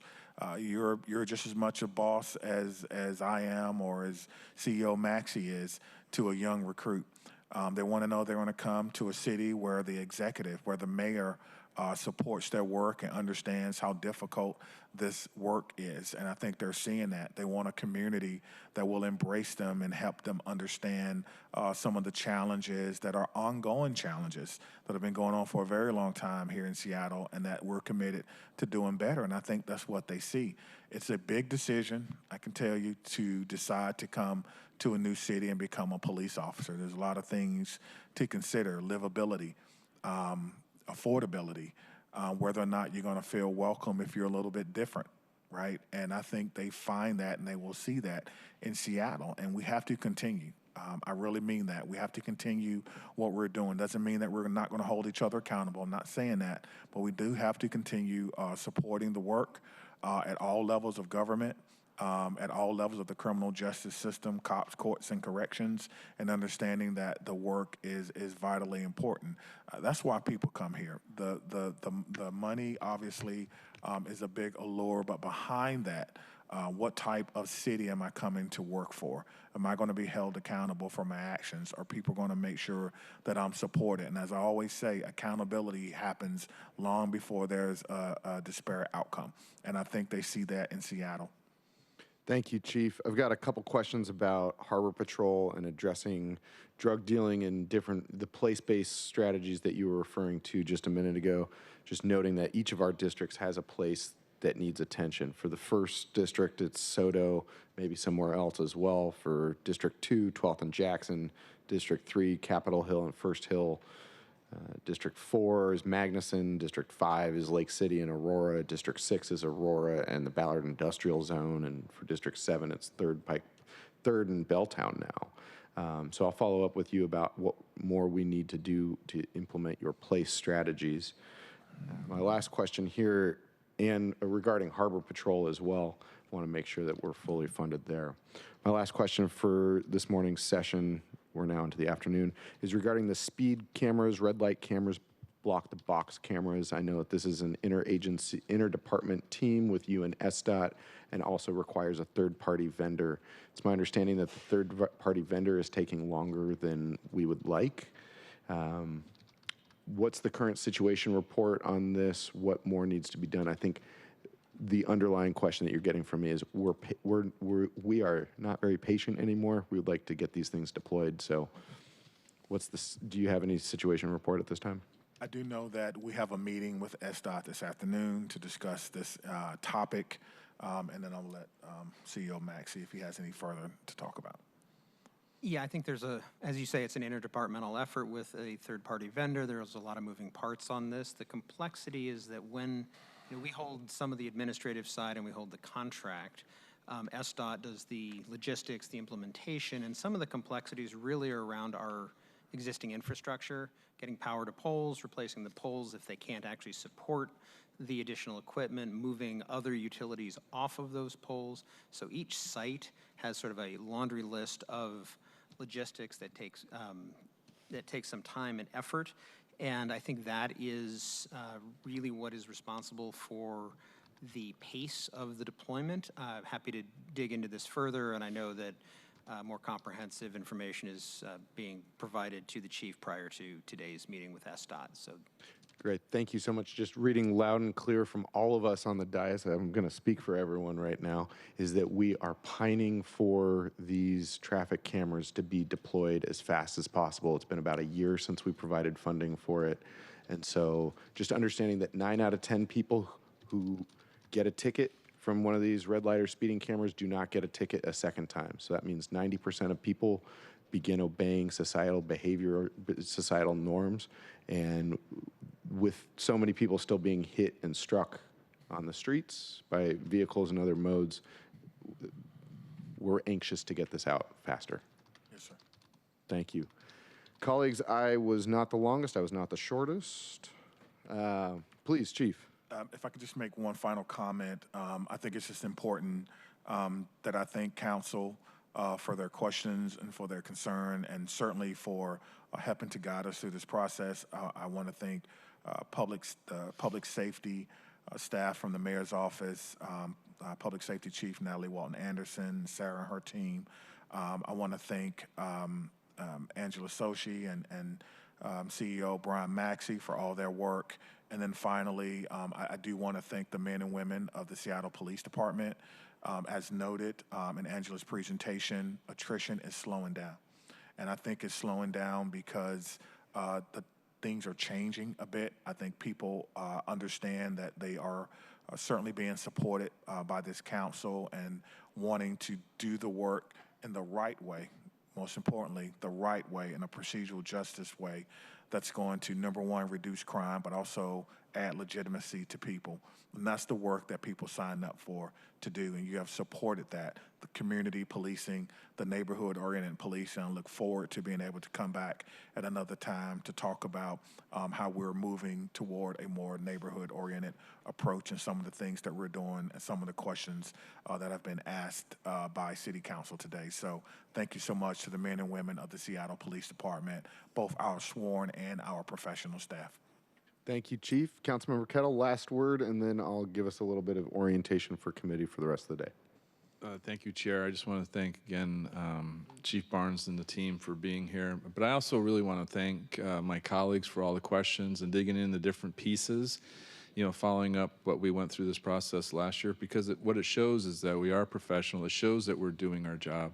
And it shows that we are, in fact, contrary to everything in terms of the gaslighting, as I stated at the beginning of today's meeting. And that's important, and with respect to the rest of the country in light of the president's actions. So thank you, everyone. Thank you, Chair Kettle. Colleagues, at this time, I am going to have us break for lunch. We had a half-an-hour break earlier today, so we're going to do 30 minutes at this time. We're going to do, I'll give it a couple extra minutes. So at 1:20, we're going to restart. We're going to take lunch, and then we'll come back and do care as soon as we get back. So we're going to do 1:20 as our return time, and we'll take up care and human services department as soon as we return. Together? Not at the same time, but one after another. Yes, yes, yes.